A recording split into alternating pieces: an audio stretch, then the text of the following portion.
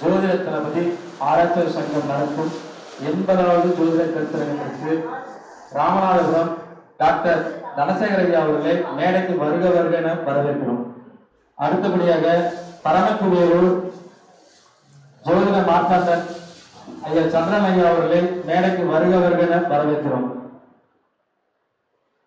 கரூர் சிம்மநாயகி அருமை சகோதரி மணிமேகலை அக்கா அவர்களை மேடைக்கு வருக வருக என வரவேற்கிறோம். நம்ம ராமநாதபுரத்தை சேர்ந்த டாக்டர் தனசேகரன் ஐயா இந்த குரு ஜோதிட ஆராய்ச்சி வந்திருக்கார். அதற்கு மிகவும் அவருக்கு ஒரு மரியாதை செலுத்தும் வண்ணமாக ஜோதிட தளபதி பூபதி நாகராஜன் ஐயா அவரை ஒரு வாழ்த்தையும் அவருக்கு ஒரு மலர் மாலையும் பொன்னாடையும் போட்டி வரவேற்கிறார் என்ற ஒரு கருத்தையும் இந்த முன்வைக்கிறேன். ஜோதிட நண்பர்களே அனைவரும் ஒரு ஆதரவை வழங்குமாறு. என் உயிரிலும் மேலான ஜோதிட ஆன்மீக பெருமக்கள் அனைவருக்கும் ராமநாதபுரத்திலிருந்து டாக்டர் தனசேகரனின் அன்பான வணக்கங்கள். இந்த அற்புதமான 80வது ஜோதிட தளபதி குரு ஜோதிட ஆராய்ச்சியாளர் சங்கம் நடத்தக்கூடிய இந்த விழாவில் கலந்து கொள்வதில் பெருமகிழ்ச்சி அடைகின்றோம். இந்த ஜோதிடம் என்பது உலக அளவில் இன்னைக்கு ஒரு மிகப்பெரிய பேரும் புகழும் பெற்று மிகப்பெரிய சிறப்பான நிலையை அடைந்து கொண்டு இருக்கிறது. அந்த அற்புதமான தருணத்துல இந்த ஜோதிட தளபதி ஐயா திரு பூபதி ராஜன் ஐயா அவர்கள் தொடர்ந்து ஒரு 80 1 2 அல்ல 80 ஜோதிட கருத்தரங்கம் நடத்தி இருக்கிறார் என்பது ஒரு மிகப்பெரிய பாராட்டுக்குரிய விஷயம். எங்களை போன்ற எங்கெங்கோ இருக்கக்கூடிய ஜோதிட நண்பர்களை எல்லாம் அழைத்து இந்த ஜோதிடத்தை உலகெங்கும் கொண்டு போக வேண்டும் என்பதற்காக பல முயற்சிகளை மேற்கொண்டு இன்னைக்கு நான் ராமேஸ்வரம் பக்கத்துல ராமநாதபுரத்துல இருந்து இங்க வந்திருக்கேன்னா அவருடைய முயற்சி தான். அவர் எடுத்த இந்த முயற்சியினால தொடர்ந்து எல்லா ஜோதிடர்களும் இங்க பங்கெடுத்துக்கிறோம். இன்றைய தினம் நடக்கக்கூடிய இந்த ஜோதிட கருத்தரங்கத்துல 2 மணிக்கு மேல நீங்க கலந்துக்குங்க ஐயா. ஜோதிட கருத்துக்கள் இந்த உலகம் முழுவதும் கொண்டு போகணும். அதுக்காக நம்மால் முடிந்த பணிகளை செய்யணும் அப்படிங்கிறதுக்காக தான் இந்த அழைப்பு கொடுத்திருந்தாங்க. கண்டிப்பா வந்திருக்கோம். இதுல மதிப்புக்குரிய என் அருமை நண்பர் திரு சந்திரன் ஐயா, அவர் பேர்லயே சந்திரன் வச்சிருக்காரு. எப்படின்னா ஒரு அழகா மென்மையா எல்லாத்தையும் ஒரு நைஸா ரொம்ப சாஃப்டா பழகக்கூடிய பக்குவத்தை பெற்றவர். நிறைய நாங்க எங்களுடைய பணிகளை சொல்லணும்னா நிறைய சொல்லலாம். நிறைய ஜோதிட கருத்தரங்கள் நடத்தணும், நிறைய யாகங்கள் நடத்தணும். நிறைய ஆர்வத்தை கொண்டு கோயம்புத்தூர்ல ஒரு யாகத்தை நடத்தணும். ரொம்ப சிறப்பா போச்சு. அந்த யாகத்துல யூடியூப்ல மட்டும்தான் வச்சு அந்த யாகத்தை பிரபலப்படுத்தணும் அப்படிங்கிறதுக்காக மழைக்காக வேண்டி அந்த யாகம் நடத்தப்பட்டது. நிறைய நண்பர்களுக்கு அழைப்பு கொடுக்கப்பட்டு நிறைய நண்பர்கள் வர்றதா சொல்லியிருந்தாங்க. கடைசியா நாங்க மட்டும்தான் மிஞ்சணும், ஒரு சில நண்பர்களை தவிர. இதுல கடைசி நேரத்துல அதை கைவிட்டலாமான்னு கூட யோசிச்சாங்க. நாங்க அதை உறுதியா இருந்து அந்த யாகத்தை கோயம்புத்தூர்ல நடத்தோம். யூடியூப்ல ஒரு நண்பர் வரதா சொல்லியிருந்து அதை பிரபலப்படுத்துறதுக்காக வரணும்னு சொல்லியிருந்த நண்பர் வரல.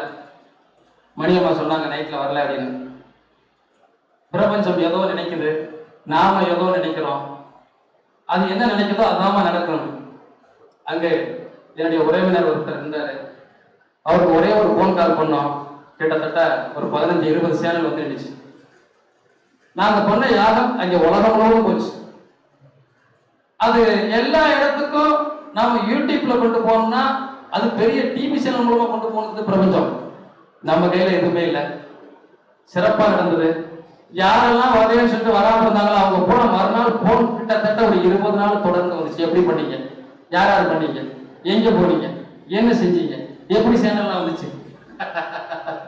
இதெல்லாம் பிரபஞ்சங்கிறது.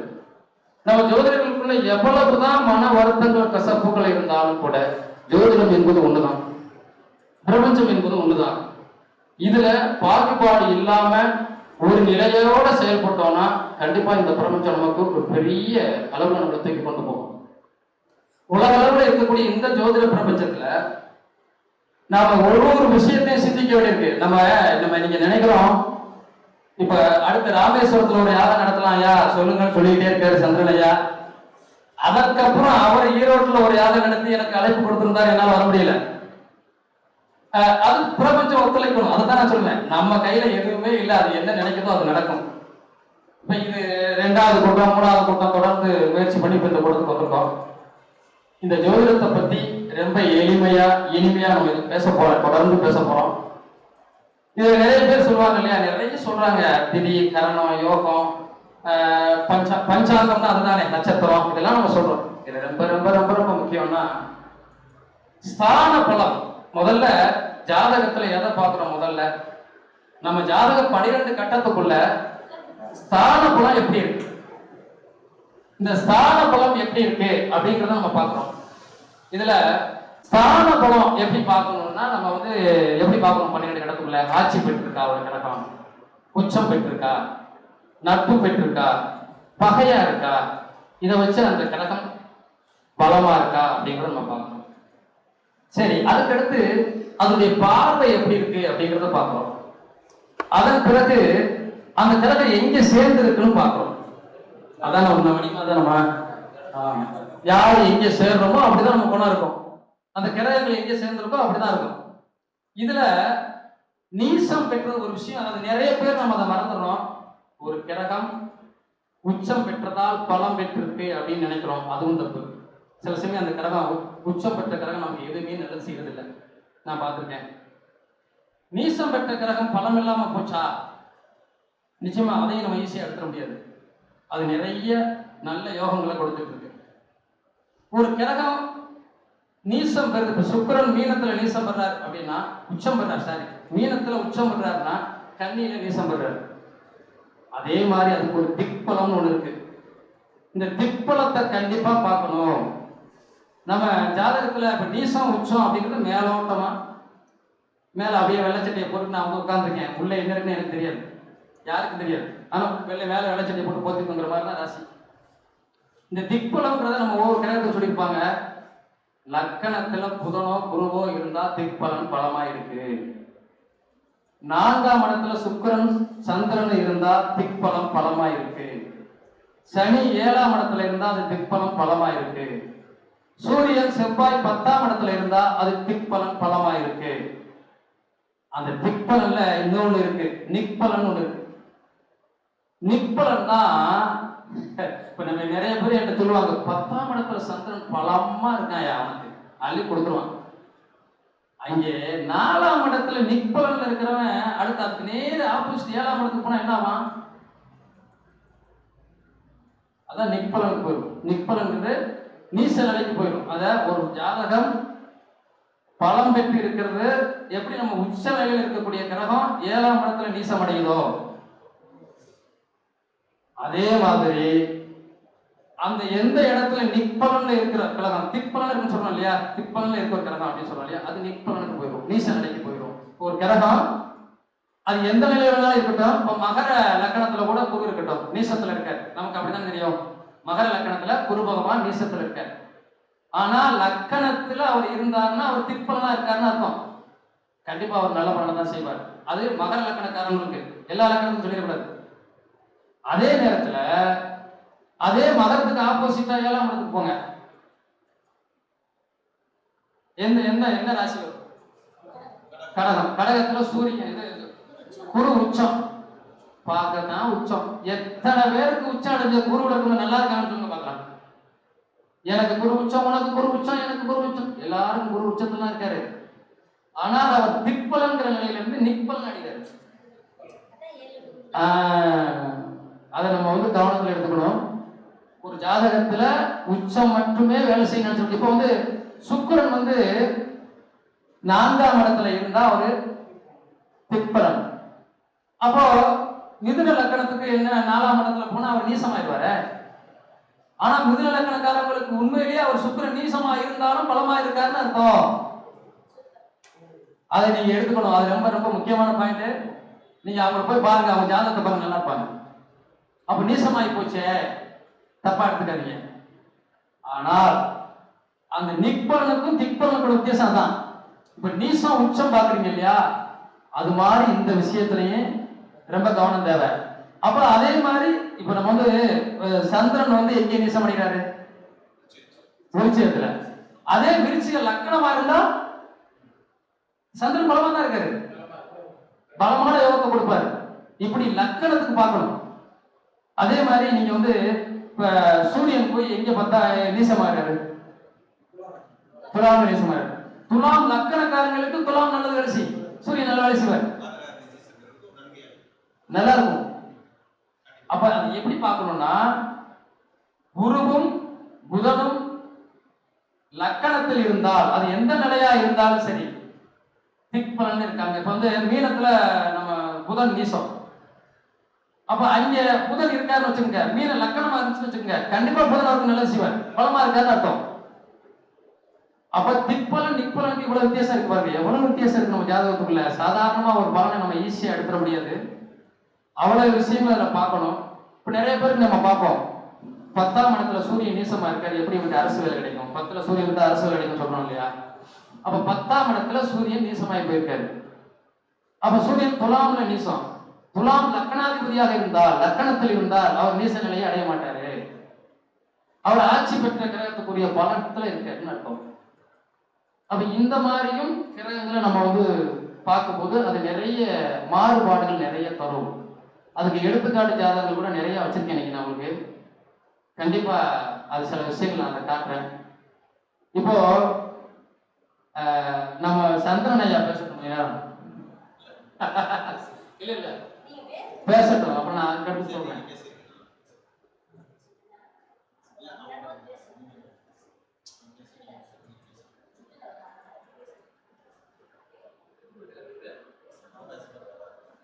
சரி சரி சரி. இல்ல இப்ப அதே மாதிரி நம்ம வந்து ஒரு ஜாதகத்தை எடுக்கிறோம், அம்சத்துக்கு போறோம்.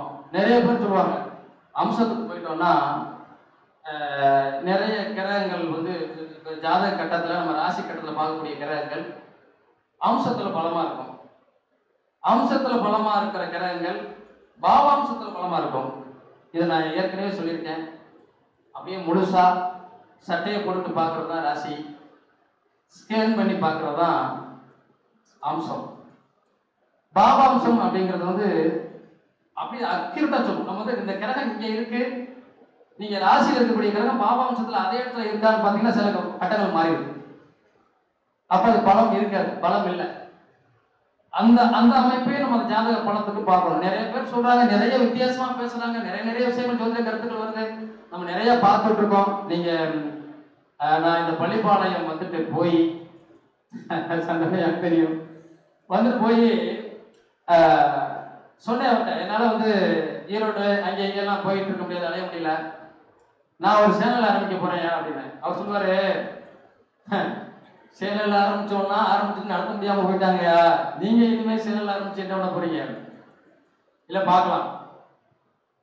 சேனல் ஆரம்பிச்சுட்ட உடனே என்னோட முதல் கணிப்பு என்னன்னா, வாட்ஸ்அப் குழு தான் நிறைய வச்சிருக்கோமே, நிறைய பேர் ஒரு வயசு சப்ஸ்கிரைப் நெருங்கிய நண்பர்களை தவிர. அப்ப அது எங்க கொண்டு போச்சுன்னா மக்கள்கிட்ட கொண்டு போச்சு, அந்த கருத்துக்கள் மக்கள்கிட்ட போச்சு. என்னுடைய முதல் இலக்கு 1000 சப்ஸ்கிரைபர் வந்தா போதும். 1000 சப்ஸ்கிரைபர் வந்துருச்சு. 4000 மணி நேரம் மக்கள் பார்க்கணும், அப்பதான் அது அப்லோட் ஆகும். 4000 மணி நேரம் மக்கள் பார்த்தாங்க, அப்லோட் ஆச்சு. சரி, நம்ம இலக்கு என்ன? 4000 மணி நேரம் மக்கள் பார்க்கணும், ஒரு யூடியூப் சேனல் வந்து 1000 சப்ஸ்கிரைபர் வேணும், போயிடுச்சு. அப்ப வள்ளிடி ஜோதிடம் அப்படிங்கிற யூடியூப் ப்ராப்ளம் ஆயிடுச்சு. அதுக்கப்புறம் நம்மளுடைய ஒரே ஒரு வீடியோவை 1 லட்சம் பேராவது பார்க்கணும், அப்பதான் நம்ம வந்து ஒரு அங்கீகாரம் பெறோம். 1.5 லட்சம் பேர் பார்த்தாங்க. அடுத்த முதல் சம்பளம் எனக்கு 22,333 ரூபாய் யூடியூப் இருந்து பணம் வந்துச்சு. அப்ப நம்ம ஜெயிச்சுட்டோம், ஒரு நம்பிக்கை இருந்தது. அதுக்கு அடுத்தடுத்த சேனல் 2-3 சேனல் ஆரம்பிச்சுட்டேன். நிறைய பேர் கேட்டாங்க, நிறைய சேனல் ஆரம்பிக்காது, ஏதோ இதுல பெரிய வருமானம் கொட்டுதோ? அதெல்லாம் கிடையாது. வருமானம் தான் யூடியூப்ல பெருசா கொட்டிடாது. ஜோதிடத்துல உங்களை உலக அளவுல கொண்டு போகும், பிரபலியமாகலாம், அவ்வளவுதான். உங்களை கொண்டு போய் நீங்க நான் ராமநாதபுரத்துல இருக்கேன், ராமேஸ்வரத்துல இருக்கேன் அப்படிங்கிற என்னைய கனடாவில் இருக்கக்கூடிய நபர்களுக்கு தெரியுது. இன்னைக்கு உலகம் முழுவதும் இருந்து 46 நாடு ஜாதகம் பார்த்தேன் ராமநாதபுரத்துல இருந்து. அதுதான் யூடியூப். வேற யூடியூப்ல நம்ம வந்து பெரிய லெவலுக்கு கொண்டு வந்ததுக்கு காரணம் என்னன்னா, யூடியூப் சேனல்ல நம்ம கருத்துக்கள் அவங்களுக்கு பிடிச்சிருந்தது, இதுல ஒரு முக்கியமான விஷயம் நான் நீங்க பேசணும்னா, இதுக்கு நீங்க தலைப்பே விருச்சிக ராசியை தான் போடணும். ஏன்னா என்னை வளர்த்ததே அந்த விருச்சிக ராசி தான். அந்த விருச்சிக ராசி தான் 1,00,000 பேர் பார்த்தாங்க. அடுத்த கடகராசியை சேர்ந்தவங்க 1,50,000 பேர் பார்த்தாங்க. இப்ப இதுல ஏன் சொல்றேன்னா, அந்த விருச்சிக ராசிக்கு விருச்சிக ராசியை அக்கக்கா பிரிச்சுட்டேன்னாங்க. எனக்கே தெரியல நான் என்னதான் செஞ்சேன். ஏதோ பேசினேன், ஆனா அக்கக்கா பிரிச்சுட்டேன்னாங்க. என்ன பிரிச்சேன்னுங்கிறத திருப்பி நீங்க அந்த வீடியோ பார்த்தீங்கன்னா தெரியும். என்னுடைய இலக்கல்ல குறைந்தது 1000 வீடியோ போடணும். இந்த 3 இதுலையும் சேர்த்து 900 வீடியோ போட்டேன். இன்னும் கொஞ்சம் தான் இருக்கு. 1000 வீடியோ போட்டா அதுக்கப்புறம் நம்ம பேசினாலும் பேசாட்டாலும் நம்மள ஒரு நாளைக்கு 1000 பேர் பார்த்துட்டு இருப்பாங்க. போயிட்டு இருக்குல்ல, அந்த ஒரு இலக்கு அதையும் அடைஞ்சாச்சு. 3 சேனல்லையுமே ஏதோ யூடியூப்ல பணமும் வாங்கியாச்சு. அப்ப நம்ம அதை ஜெயிச்சுட்டு வந்தா அர்த்தம். இதுல விருச்சிக ராசியை பத்தி என்னன்னா, நான் பேசும்போது ஏன் எடுத்தேன்னா, முதல்ல உங்களுக்கு இந்த 12 ராசிகள்ல ரொம்ப ரொம்ப ரொம்ப ரொம்ப முக்கியம் மேஷமும் விருச்சிகம் தான். ஒரு மனிதனுடைய வாழ்க்கைக்கு காலபுருஷ தத்துவப்படி நீங்க எந்த ராசி லக்கணத்துல பிறந்தாலும் நீங்க எதை வேணாலும் பிறந்து போங்க, மேஷ லக்கணம் விருச்சிக லக்கணம் தான் ரொம்ப ரொம்ப ரொம்ப முக்கியம். இதுல மேஷ லக்கணம் தான் தலை.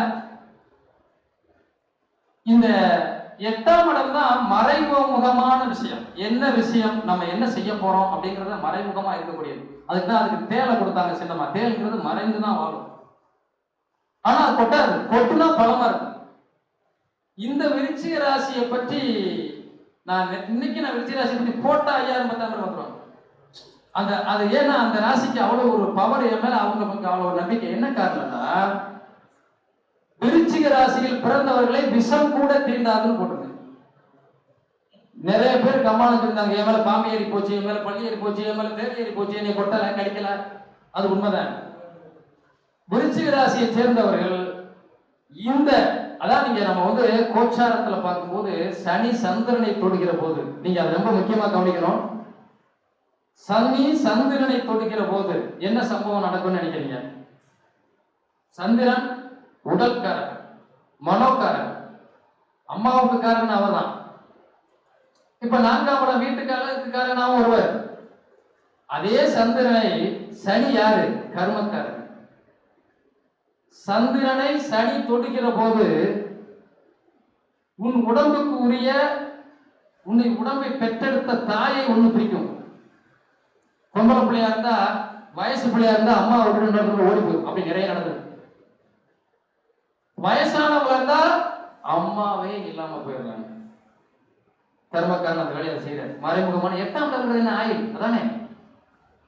சரி, இந்த சனி போய் அந்த இடத்தை தொடும்போது என்னென்னலாம் அந்த விருச்சிக ராசிக்கு நடந்துச்சு நான் அதை சொல்லியிருந்தேன். ஒண்ணு தாயை பிரிச்சாங்க, அப்பா அம்மாவோட விரோதியானாங்க, லவ் பண்ணி உயிருக்கு உயிரா கால் வச்ச லவ்வர் விட்டு போயிடுவான்.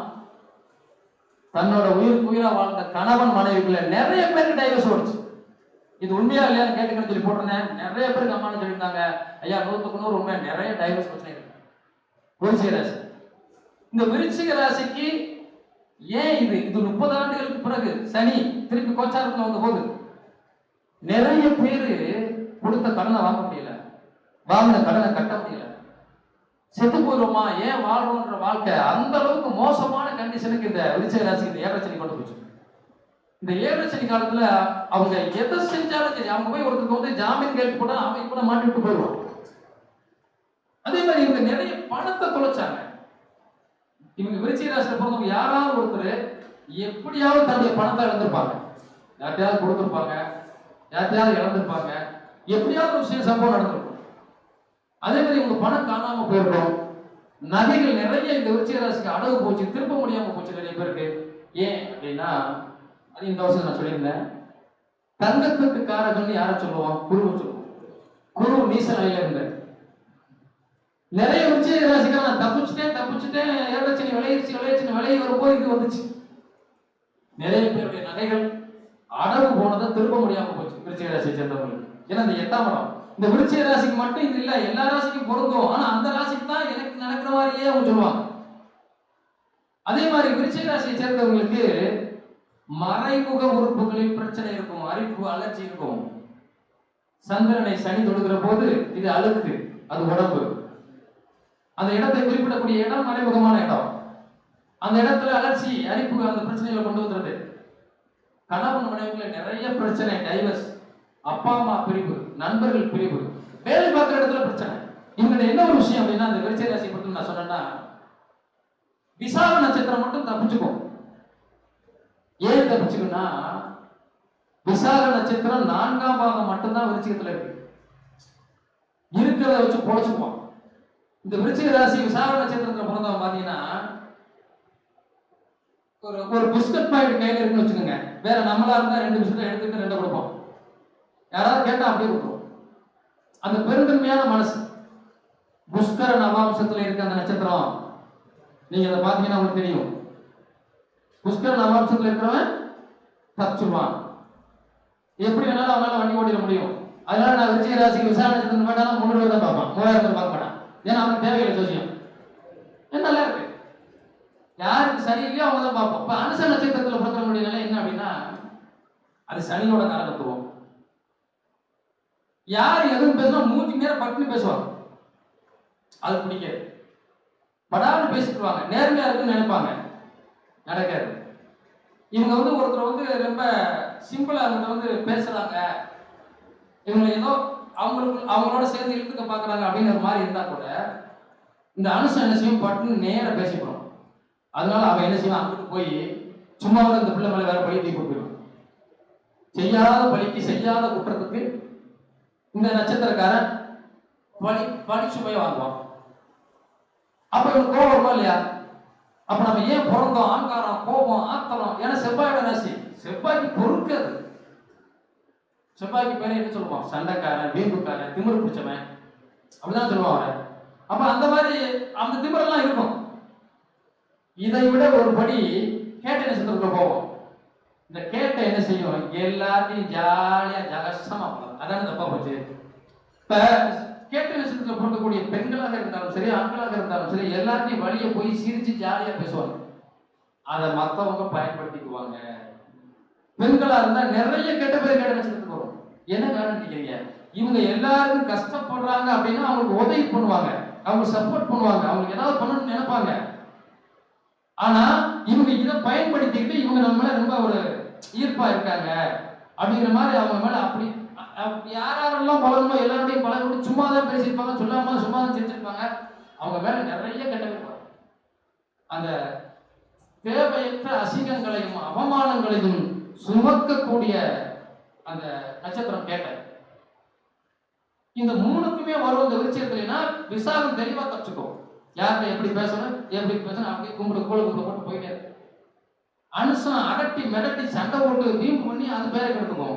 ஆனா இது ரொம்ப நைஸா, ஏன்னா புதனோட நட்சத்திரம். புதன் எப்பவுமே உங்களுக்கு யாரோட பேசினாலும் கூலா பேசுவார். எப்படி பேசினாலும் சரி, யாரோட பேசினாலும் சந்தோஷமா பேசினாலும் மகிழ்ச்சியா பேசினாலும் அவங்க ஈர்க்கிற மாதிரியே பேசுவார். புதனுடைய தன்மை அப்படிதான் இருக்கும்.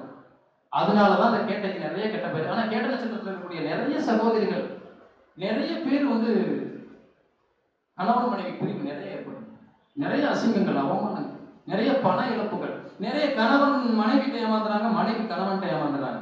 நிறைய நடக்குது இந்த விருச்சிகத்துக்கு. ஆனா இதுல இருந்து இவங்க தப்பிச்சிட முடியுமா, இதுக்கு ஒரு விடிவு காலம் இருக்கான்னு கேட்டுட்டே இருக்கீங்க. இருக்கு.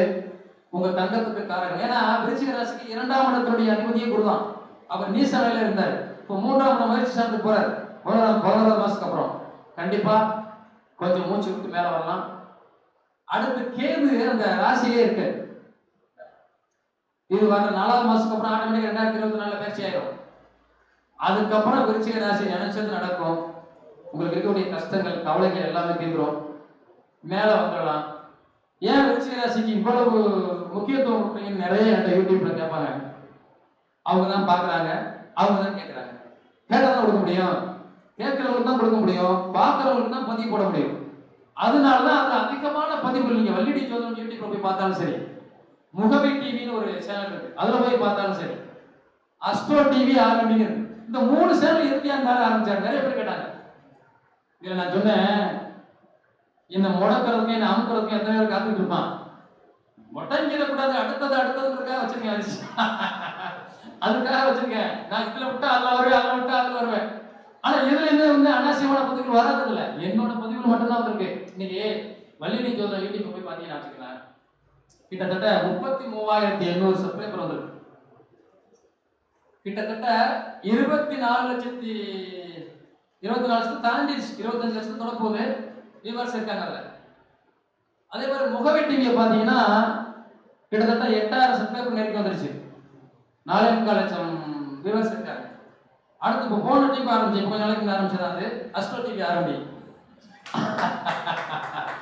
அந்த சேனலும் 2000-3000 சப்ஸ்கிரைபர் போயிட்டு இருக்கு. கிட்டத்தட்ட 1.5 லட்சம் வியூவர்ஸ் போயிட்டு இருக்கு. இது ஏன் அப்படின்னா இது உலகம் முழுவதும் நம்ம கொண்டு போச்சு. இலங்கையில இருந்து, மலேசியாவில இருந்து, சிங்கப்பூர்ல இருந்து, லண்டன்ல இருந்து, கனடாவில இருந்து, பர்மாவில இருந்து, எல்லா நாட்டிலையும் இருந்து. தெரியாத நாடு கூட ஒரு குட்டி நாட்டுல இருந்து ஒரு போன் வருது. அது ஏதோ ஒரு நாடு, தென்கொரியாவா வடகொரியாவா? வடகொரியாவா? வடகொரியா தென்கொரியால நம்ம இருக்கா தெரியல. இல்லமா, சொந்தக்காரர் வடகொரியால இல்லையே. எப்படி நம்ம தமிழ்ல இருந்தா சொந்தக்காரன் தானே? எல்லா நாட்டிலையும் நம்ம தமிழ் இருந்தா தமிழ போல நம்ம சொந்தக்காரன் தான். அதுல எந்த சந்தேகமும் இல்லை. ஆனா அங்க இருந்து அவங்க அடிக்கும்போது எனக்கு ரொம்ப சந்தோஷமா இருந்தது. ஐயா இங்க தமிழர் இருக்கீங்களா? ஆமாங்க ஐயா, நாங்க இங்க இருக்கோம், நான் தமிழன் தான். அவருடைய ஊர் தமிழ்நாடு தான் சொன்னார், ஏதோ ஒரு ஊர் சொன்னார். அவருக்கு சாதனை படம் கிட்டத்தட்ட உலகம் முழுவதும் நம்ம தமிழர்கள் எங்கெங்க இருக்காங்களா அத்தனை பேருடைய ஜாதகத்தையும் பார்த்திருக்கோம். அதுக்கு காரணம் என்னன்னா அந்த யூடியூப் சேனல் தான். முதல்ல இந்த யூடியூப் சேனல்ல அறிமுகப்படுத்தியது இங்கதான்.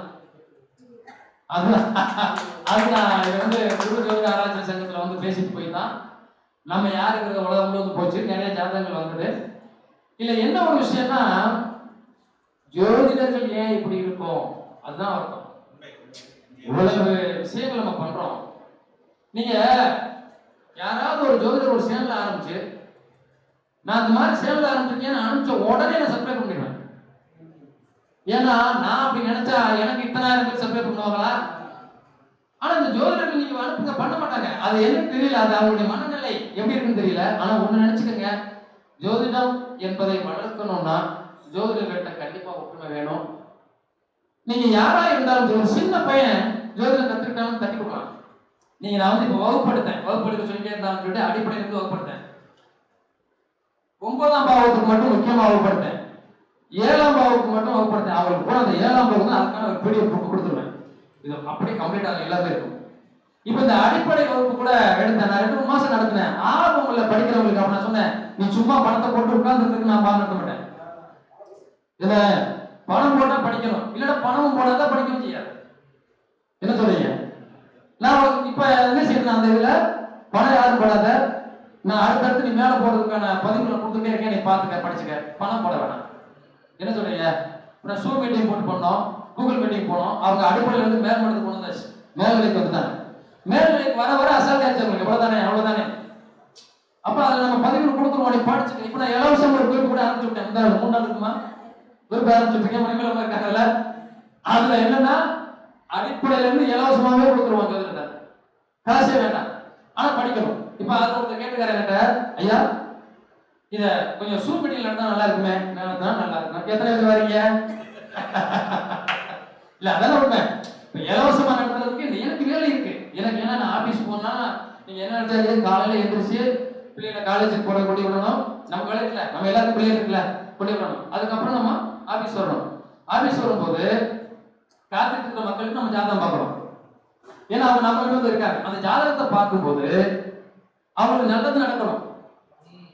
இப்ப இன்னொரு விஷயம், ஜோதிடத்துல ஜெயிச்சுட்டோம் அப்படின்னு நினைக்கிறோம்னா, சில பேருக்கு பாடம் நடத்த முடியும், நல்ல பாடம் நடத்துவாங்க, ஜாதகம் பார்க்க தெரியாது வருதுல, ஆனா நல்ல பாடம் நடத்துறாங்க. அழகா இந்த கர்ணத்துல இருந்தா இதை செய்யும், இந்த யோகத்துல இருந்தா இதை செய்யும், அழகா அவங்க பேச கேட்க கேட்க கேட்க நமக்கு அவ்வளவு இனிமையா இருக்கும். ஆனா ஜாதகம் பார்க்க முடியல, வாக்கு படிக்க முடியும்.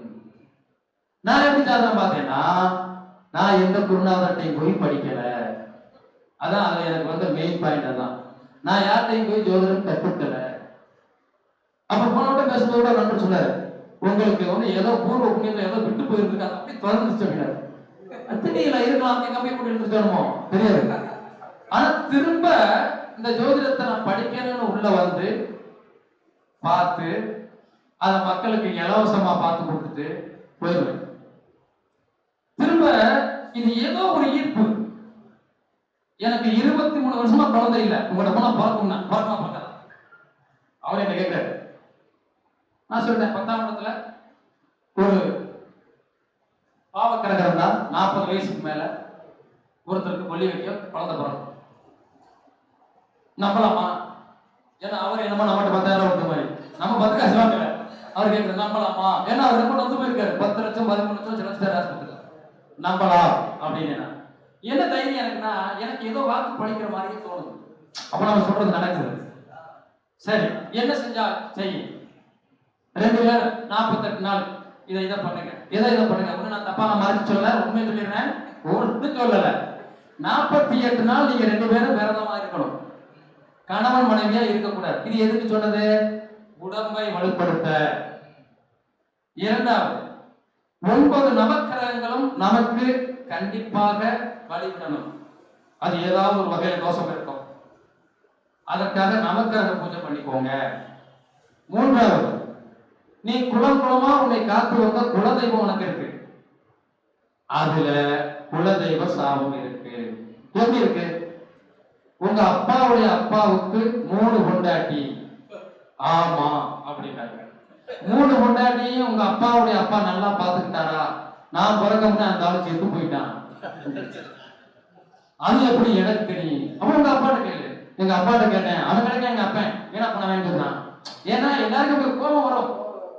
இது என்னன்னா, நாம செய்யக்கூடிய பாவமும் புண்ணியமும் நம்ம பிள்ளைக்கு இல்ல, நம்ம பேரம்பேத்திக்கு தான் வரும்.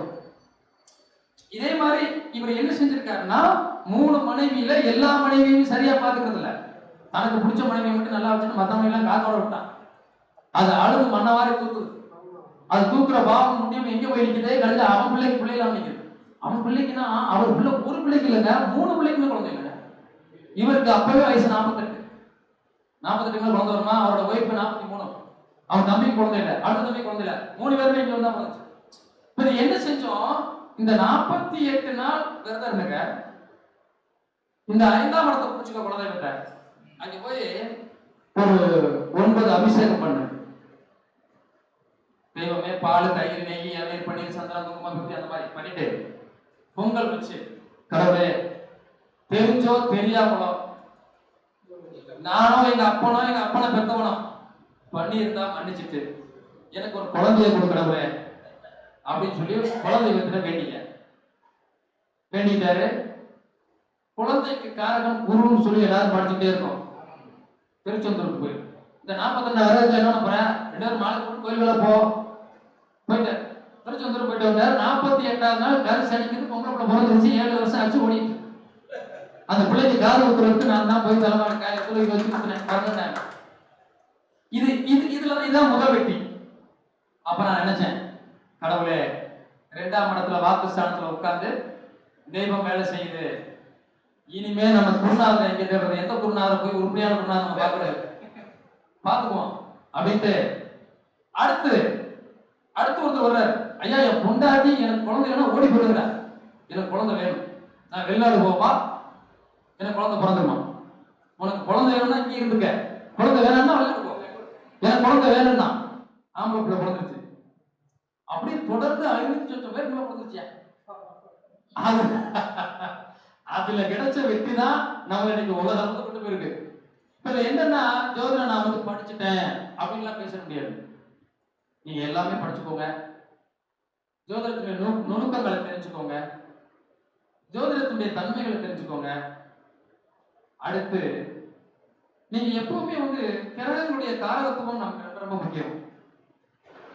அதே மாதிரி இந்த நட்சத்திரங்கள் என்ன செய்யுது, இந்த ராசிகள் அந்த நட்சத்திரம் தான் என்ன செய்யும். இவரு சொல்லுவார், பொன்னியாசாமி ஐயா சொல்லுவார், அழகா சொல்லுவார். இந்த ஜாதகங்கள்ல வந்து பார்க்கும்போது அஸ்வினி மகம் மூலத்தை எடுத்துக்கணும் அப்படின்னு சொல்லுவார். அது ரொம்ப ஒரு முக்கியமான விஷயம் தான். நீங்க உத்திரட்டாதி நட்சத்திரத்துல ஏதாவது ஒரு கிரகங்கள் இருந்தா பசுமாடு இறந்திருக்கான்னு கேட்டா கண்டிப்பா இருந்திருக்கும். அதே மாதிரி மக நட்சத்திரத்துல எத்தனை கிரகங்கள் இருக்கு, அது ஏதாவது வீட்டுல ஏதாவது துர்மரங்கள் நடந்துருச்சா அப்படின்னா கண்டிப்பா நடந்திருக்கும். இங்க செய்வனை குற்றம் இருக்கும் அப்படின்னு சொல்லுவாங்க, தெய்வ குற்றம் இருக்கும் அப்படின்னு சொல்லுவாங்க. இதுல மூல நட்சத்திரத்துல தான் செய்வனை குற்றம் இருக்கும். இது எல்லாத்தையும் விட நான் சொல்லுவேன், இந்த தெய்வ குற்றம்ன்றது எப்படி அப்படின்னா,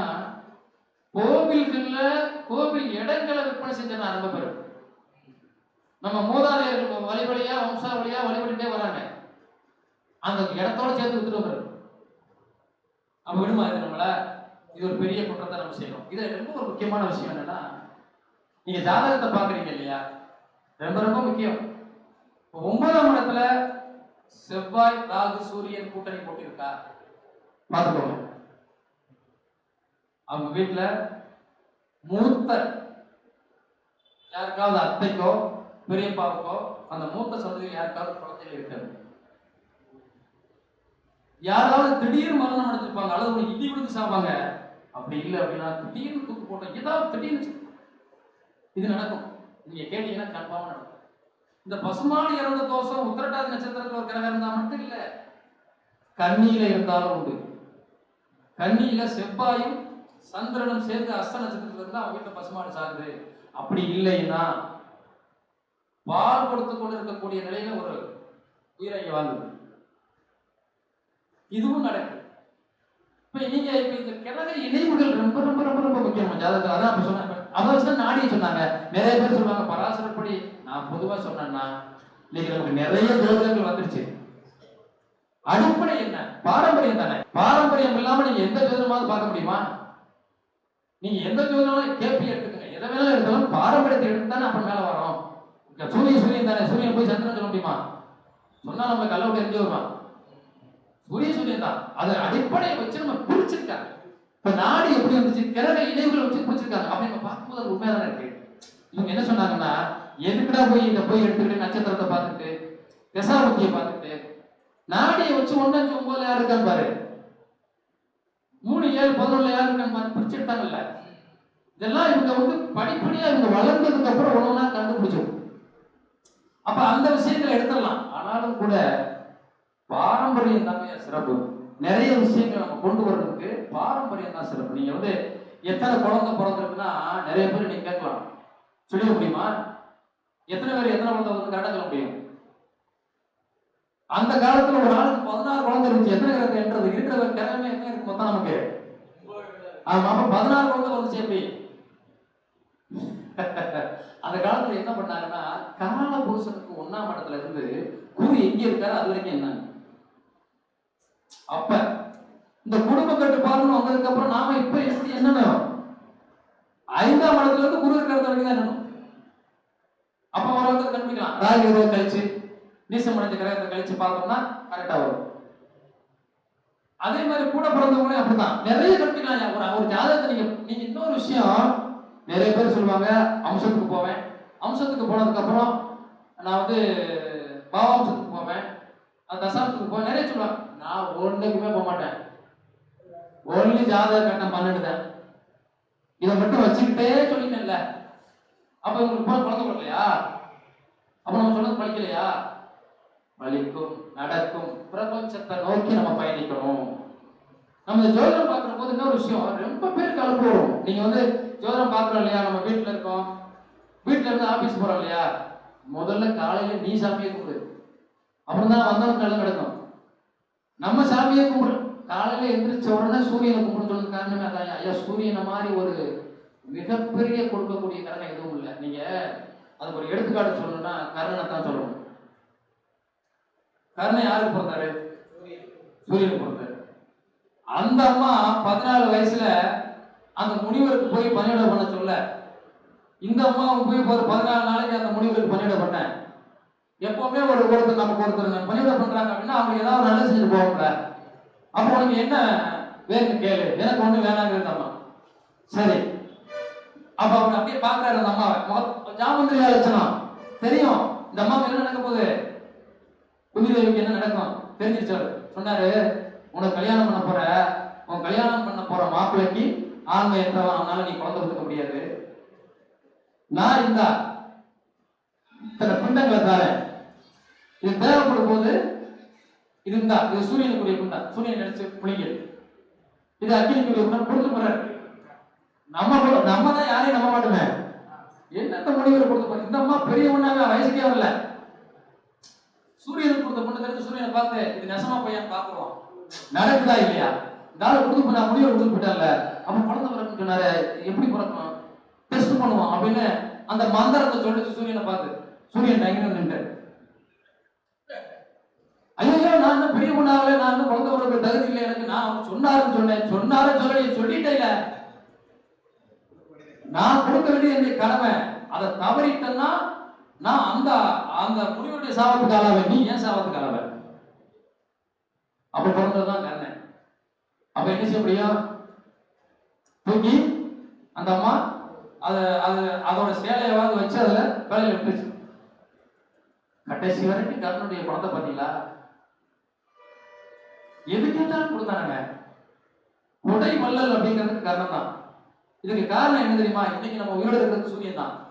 இந்த சூரியன் மட்டும் அவர் வெளிச்சத்தை அப்படியே சுத்தமா வணங்கிறேன்னா ஒரு பூண்டு உலகத்தில் இருக்கா பாருங்க, ஒண்ணுமே இருக்காதுங்க. இந்த மற்ற கிரகங்களே சூரியனுடைய ஒளியை வாங்கி தான் நமக்கு கொடுத்துட்டு இருக்கு. அப்ப மற்ற கிரகங்களுக்கு அவர் தான் கொடுத்துட்டு இருக்காரு. ஏண்டா என்னால நீங்க பேர் வாங்கணும்னு நினைச்சா கொடுப்பாரா? இதே புதன், சந்திரன், குருவோட மனைவியை கூட்டிட்டு போய் பிறந்தவர் தான் புதன். அதனால குருவுக்கு புதனை பிடிக்காது. அதனாலதான் குருவுக்கும் புதனுக்கு பாருங்க.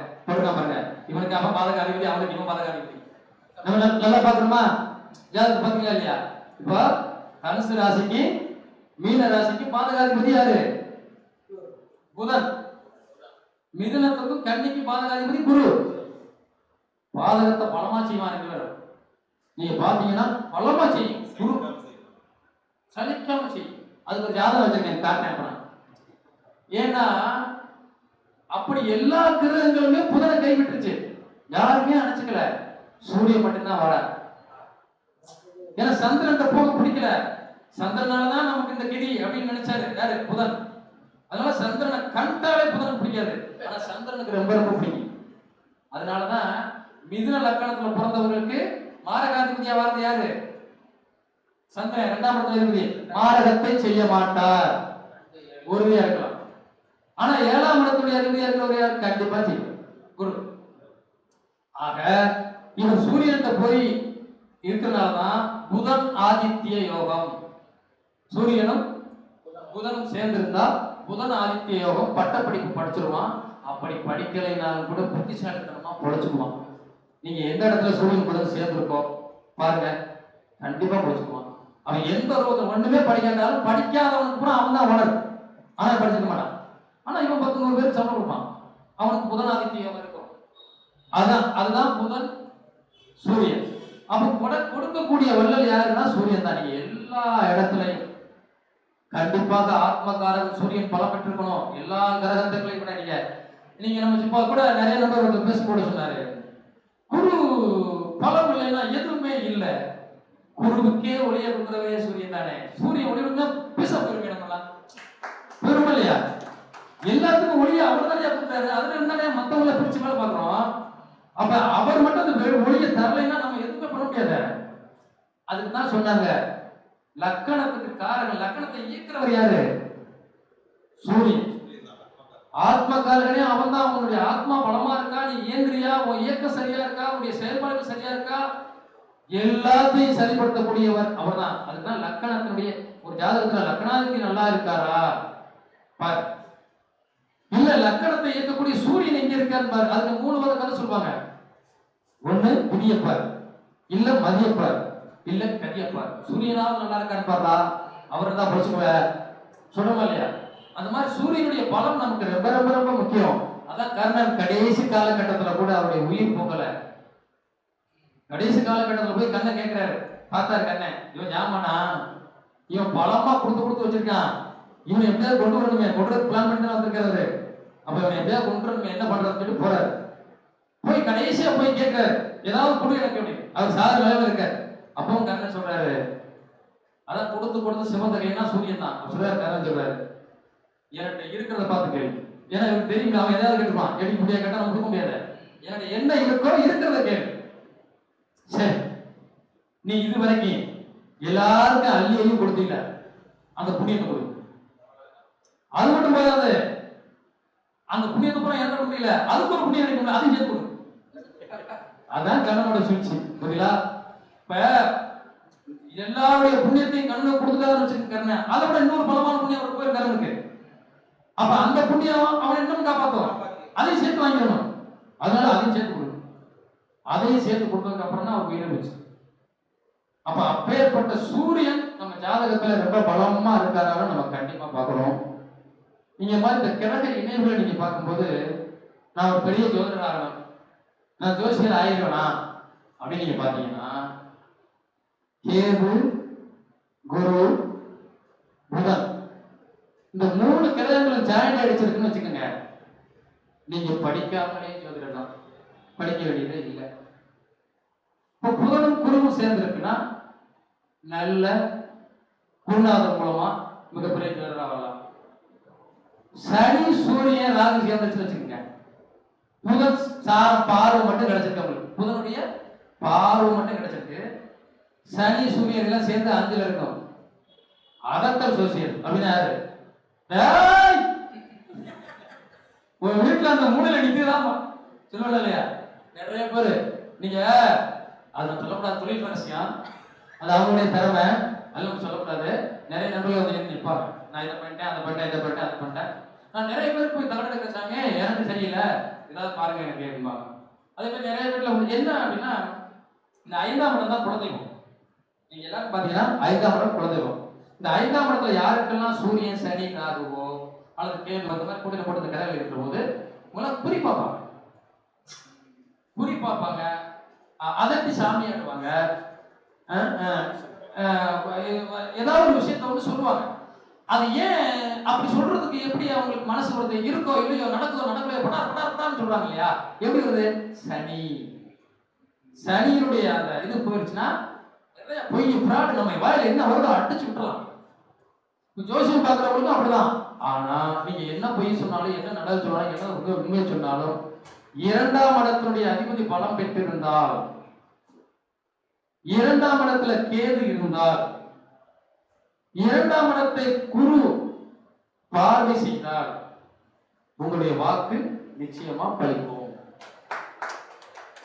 அதே மாதிரி நீங்க வந்து இன்னொரு விஷயத்த நான் போன மீட்டிங் பேசும்போது சொல்லி போறேன். எப்படின்னா, குருவோட சாரத்துல புதன் இருந்தால் நீங்க ஒரு குரு மூலமாக கல்வி கற்று ஜோதிடராக முடியும். புதனோட சாரத்துல குரு இருந்தால், குருவே இல்லை, குருவுக்கே உபதேசம் செய்யக்கூடிய பெரிய ஜோதிடராக நீங்க வர முடியும். என் ஜாதகம் அப்படிதான் இருக்கு, அதை வச்சு சொல்றேன். ஆனா நிறைய நண்பர்கள் செக் பண்ணிட்டேன். வந்து குரு வந்து புதனோட சாரத்துல இருந்தாருன்னா குருவுக்கு முன்னாடி இவனுக்கு தெரியும். இப்ப குரு ஒரு விஷயத்தை நம்ம சொல்லிட்டு போறான்னு வச்சுங்க, சிசி நான் படிக்க போற உங்களுக்கு அது தெரியும். ஆனா இதை படிச்சுட்டாப்பா முதல்ல, இது ஏன்னா முந்திக்கிட்டு இவங்களுக்கு தெரிஞ்சிடும். அந்த அமைப்பை பெறக்கூடிய அமைப்பு தான் குரு சூரியனுடைய, குரு புதனுடைய அந்த கரத்துவம். நம்ம வந்து புதனுடைய சாரத்துல குரு இருந்துட்டாருன்னா நாம குருவை மிஞ்சக்கூடிய ஜோசியர் வந்துருவோம். அது எந்த மாற்றமும் இல்லை, அதை நீங்க எழுதி வச்சுக்கலாம். அதே மாதிரி நான் பேசிட்டு இருக்கிறேன். சரி சரி சரி இல்ல, அதுல இன்னொரு விஷயம் என்னன்னா, நிறைய நம்ம வந்து ஜாதகம் பார்த்துட்டு போயிட்டு இருக்கும்போது நிறைய பார்க்கும்போது ஒவ்வொரு விஷயங்களும் வாழ்க்கையை இழந்துட்டேன், ஏமாந்துட்டேன். நீங்க என்ன நினைச்சாலும் சரி, எங்க வீட்டுல எங்க அண்ணன் ஒரு மிகப்பெரிய ஜோதிடர். நீங்க சாதனைல பொன்னியாசாமிகள் காலத்துல இருந்தே அவர் வந்து அவங்களோட சேர்ந்து பயணிச்சு ஒரு 20 ஆண்டுகளுக்கு மேல அவர் ஜோதிடத்தில் இருக்காரு. பெரிய ஜோசியர், ராமநாதபுரம் மிகப்பெரிய புகழ்பெற்ற ஜோசியர் தான். ஆனா அவருக்கு போய் நான் கேட்கல, ஒண்ணு கூட அவர் எனக்கு ஒண்ணு சொல்லி தரல, நானும் அவருக்கு போனேன், என்னன்னு கேட்கல. இது நானா பண்ணிட்டு எனக்கு எந்த குரு, எனக்கு குருவே கிடையாது. இன்னொரு விஷயம் என்னன்னா, அவர் சொல்லுவார், அப்போலாம் நான் சின்ன ஆளா இருக்கும்போது பொன்னியாசாமி ஐயா அவங்க காலத்துல என்ன செய்வாங்கன்னா, ஜோதிடர்லாம் சேர்ந்து மதுரை, கோயம்புத்தூர், திருநெல்வேலி எல்லாம் மீட்டிங் போட்டு, அப்புறம் எப்படியா ஒரு 100, 200, 300 பேர் வருவாங்க. இருக்கப்பட்டவங்கள்ட்ட வாங்கி சாப்பாட்டை போட்டு எல்லாத்தையும் மீட்டிங் பேசி அனுப்பிச்சிடுறது. இருக்கப்பட்டவங்கள்ட்ட வாங்கிக்கிறது, இல்லாமட்ட இல்லை. அவ்வளவு அந்த அளவுக்கு பண்ணியிருக்காங்க, பெரிய விஷயம் தான். அதுலதான் ஒருத்தருக்கு தெரிந்த விஷயங்களை இன்னொருத்தருக்கு சொல்லி கொடுத்துருக்காங்க. ஜோதிடர்களுக்கு தெரிந்து கொள்ளக்கூடிய அளவுக்கு நிறைய விஷயங்களை அவங்க சொல்லி கொடுத்துருக்காங்க. அதான் உண்மை. இப்ப நான் படிச்சுக்கிட்டது பாத்தீங்கன்னா கம்ப்யூட்டர் தான், எனக்கு குருனா கம்ப்யூட்டர் தான் சொல்லணும். ஆன்லைன்ல தேடிட்டே இருப்பேன், தேடலுக்கு தேடு. இன்னைக்கு நீங்க பாத்தீங்கன்னா நான் ஆபீஸுக்கு 11 மணிக்கு வந்தேன்னா நைட்டு 9:30 மணியோ 11 மணியோ தான் போவேன். 12 மணிக்கு தான் போவேன். வீட்டில் தூக்கம் கெடுது. பிள்ளை எங்க அண்ணன் சொல்லுவாங்க, நான் போயிட்டு 6 மணிக்கு வந்து நீ என்னடா அப்படி பாக்குற? எங்க அண்ணன் கேட்ப, நானே போயிட்டு 6 மணிக்கு 5 மணிக்கு வீட்டுக்கு வந்து நீ என்ன 10 மணி எது பாக்குற? உடம்பு கெடுத்துக்கிற, உடம்பு கெடுது, தூக்கம் கெடுது, ஏன் அப்படி பாக்குற? என்ன காரணங்கிறிய? ஒருத்தர் ஜாதகம் பார்த்துட்டு போறதுக்கு 1 மணி நேரம் ஆகும். இதான் காரணம். ஏங்க நான் அதை ஏற்கனவே சொல்லியிருக்கேன். ஜோதிடம் பார்க்கும்போது காசு தருவானா நினைச்சு பார்த்தா ஜோதிடத்தை மறந்துடுவ. ஜோதிடத்தை மட்டும் பாரு, உன்னை தேடி காசு வரும். நான் லோக்கல்ல உள்ளவங்கள ஒரு 20 பேரை பக்கத்துல வச்சு பார்த்துட்டு இருப்பேன். எனக்கு 10 ஜாதகம் வெளிநாட்டு வரும். அவங்க சொல்லுப்பான்ல, அப்ப இவங்களுக்கு பார்க்கறதுனால அவங்க சொல்றாங்க, இவங்களோட காசு சேர்க்க முடியாதுல்ல. இவங்க இருக்கிறவங்க கொடுப்பாங்க, இல்லாத தெரியுமா. இன்னொரு விஷயம் என்னன்னா, காசு கொடுக்குறாங்க இல்லையா, 4 ஜாதகம் 5 ஜாதகம் பாக்குறாங்க இல்லையா, ஒரு பொங்கல் உள்ளே வரும் கொடுத்துரும். ஏன்னா ராமநாதபுரத்துலயே 300 ரூபா அவங்க சொசைட்டி நாங்கிறேன். நான் எங்க அண்ணன் ஒரு 3 பேர் மக்கள் பூரா 50 ரூபா வாங்குறேன் இன்னைக்கு வரைக்கும். ஆனா எங்களுக்கு ஒரு கூட்டம் இருக்கும். இதுல என்ன ஒரு விஷயம்னா, இப்ப 4 ஜாதகம் 5 ஜாதகம் மட்டும் பொங்கலே கொடுத்துருச்சுன்னு வச்சுங்களேன், நான் அப்படியே பார்ப்பேன். இது காசு இல்லையோ, திருச்சியாம இந்த 200 ரூபா பொங்கல் ஏதாவது வாங்கிட்டு போறோம். இல்ல இருக்குண்ணே, இல்ல அந்த காசு இல்லாம இருக்குது. ஏன் அதுன்னா நமக்கு தெரியும், கிராமத்துல பிறந்தவங்ககிட்ட எல்லாத்தையும் பணம் இருக்கிறது. அப்ப நம்ம அவங்க கொடுக்கும்போது அவங்க மனசு எவ்வளவு படுது. சார் இந்த ஆடு போனேன், மொத்தமா 600 ரூபா வச்சு 600 ரூபா 2 ஜாதகம் புடிட்டான்ற மாதிரி வரும். நான் புடுங்க வேணா திருப்பி உனக்கு தரேன் கொடுத்துன்னு வச்சுங்க, அந்த பாவம் நமக்கு வராது. நமக்கு யாரோ கொடுப்பாங்க. அந்த மாதிரி நீங்க ஜாதகம் பார்க்க ஆரம்பிச்சோம்னா உலக அளவுல புகழ்பெறலாம். நம்மள மக்களுக்கு பிடிக்கும், நீங்க சொல்றது நடக்கும், நினைச்ச விஷயம் நடக்கும்னா முக்கியமான விஷயம் வீட்டுல சாமி கும்பிடுங்க. நீங்க போய் இருக்கக்கூடிய ஆபீஸ்ல முதல்ல சாமியை கும்பிடுங்க. கும்பிட்டு ஆரம்பிங்க பார்ப்போம். அவன் எப்படிப்பட்ட ஜாதகம் கொடுக்கணும். நீ ஜாதகத்தை அப்புறம் அலசி ஆராய வேணாம். நீ யோகத்தை கர்ணத்தையும் பார்த்து நோடிக்க வேணாம். கட்டத்தை பாருங்க, அது எந்த சாரத்துல இருக்குன்னு பாருங்க.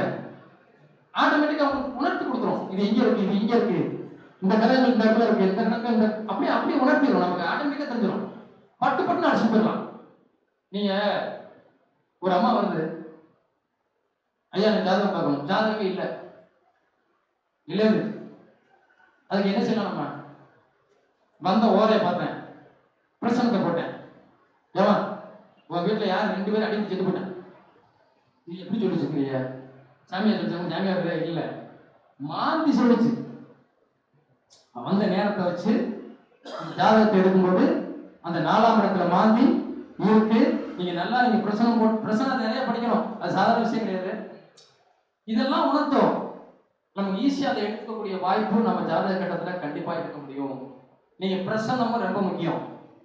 அதே மாதிரி குலதெய்வம் இருக்கா இல்லையா, குலதெய்வம் அனுக்கிறவங்களுக்கு இருக்கா இல்லையா, பிரச்சனை போட சொல்லிருங்க. ஈஸியா போய் நீங்க ஜாதக கட்டத்தை வச்சு ஜாதக கட்டத்துல குலதெய்வம் துறையே இருக்காது. நம்ம பார்த்தோம்னா தெரியும். 5ஆம் இடம் 9ஆம் இடம் கெட்டு போயிருக்கோம். 5ஆம் இடம் கெட்டு போயிருச்சுன்னா நீங்க ஒரு ஜாதகத்தை நம்ம எடுத்த உடனே இவங்க பேரம் கூட்ட காலத்துல பெண்களால சாபம் பெற்றிருக்கு, தீயால குளிச்சு செத்துருக்கு, சொல்ல முடியுதா இல்லையா? சொல்ல முடியுதா இல்லையா? எப்படி சொல்றோம்?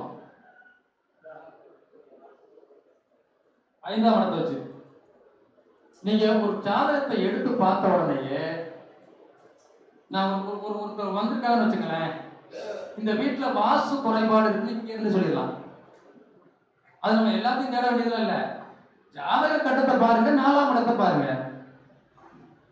2ஆம் இடத்துல மாந்தி இருக்கு, அது சுக்கிரன் சாரத்துல இருக்கு. ஒரு சின்ன குழந்தையாவது இறந்து அடக்கம் பண்ணிருப்பாங்க பின்னாடி பார்க்கலாம்.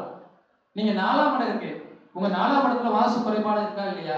4ஆம் இடத்துடைய அதிபதி ராகு கேதுவோட சனியோட சேர்த்து 6 8 12 மறைஞ்சிட்டாரு. 4ல போய் அந்த 4ஆம் இடத்தை 10ஆம் இடத்துல இருந்து சனி பார்க்கிறாரு அல்லது ராகு பார்க்கிறாரு. நீங்க தாராளமா சொல்லலாம், உங்க வீட்டுக்கு நேரம் எதிர்த்தாப்புல ஒரு முனியப்ப சாமி கோயில் இருக்கு, அல்லது கருப்பண சாமி கோயில் இருக்கு, அல்லது அம்மன் கோயில் இருக்கு.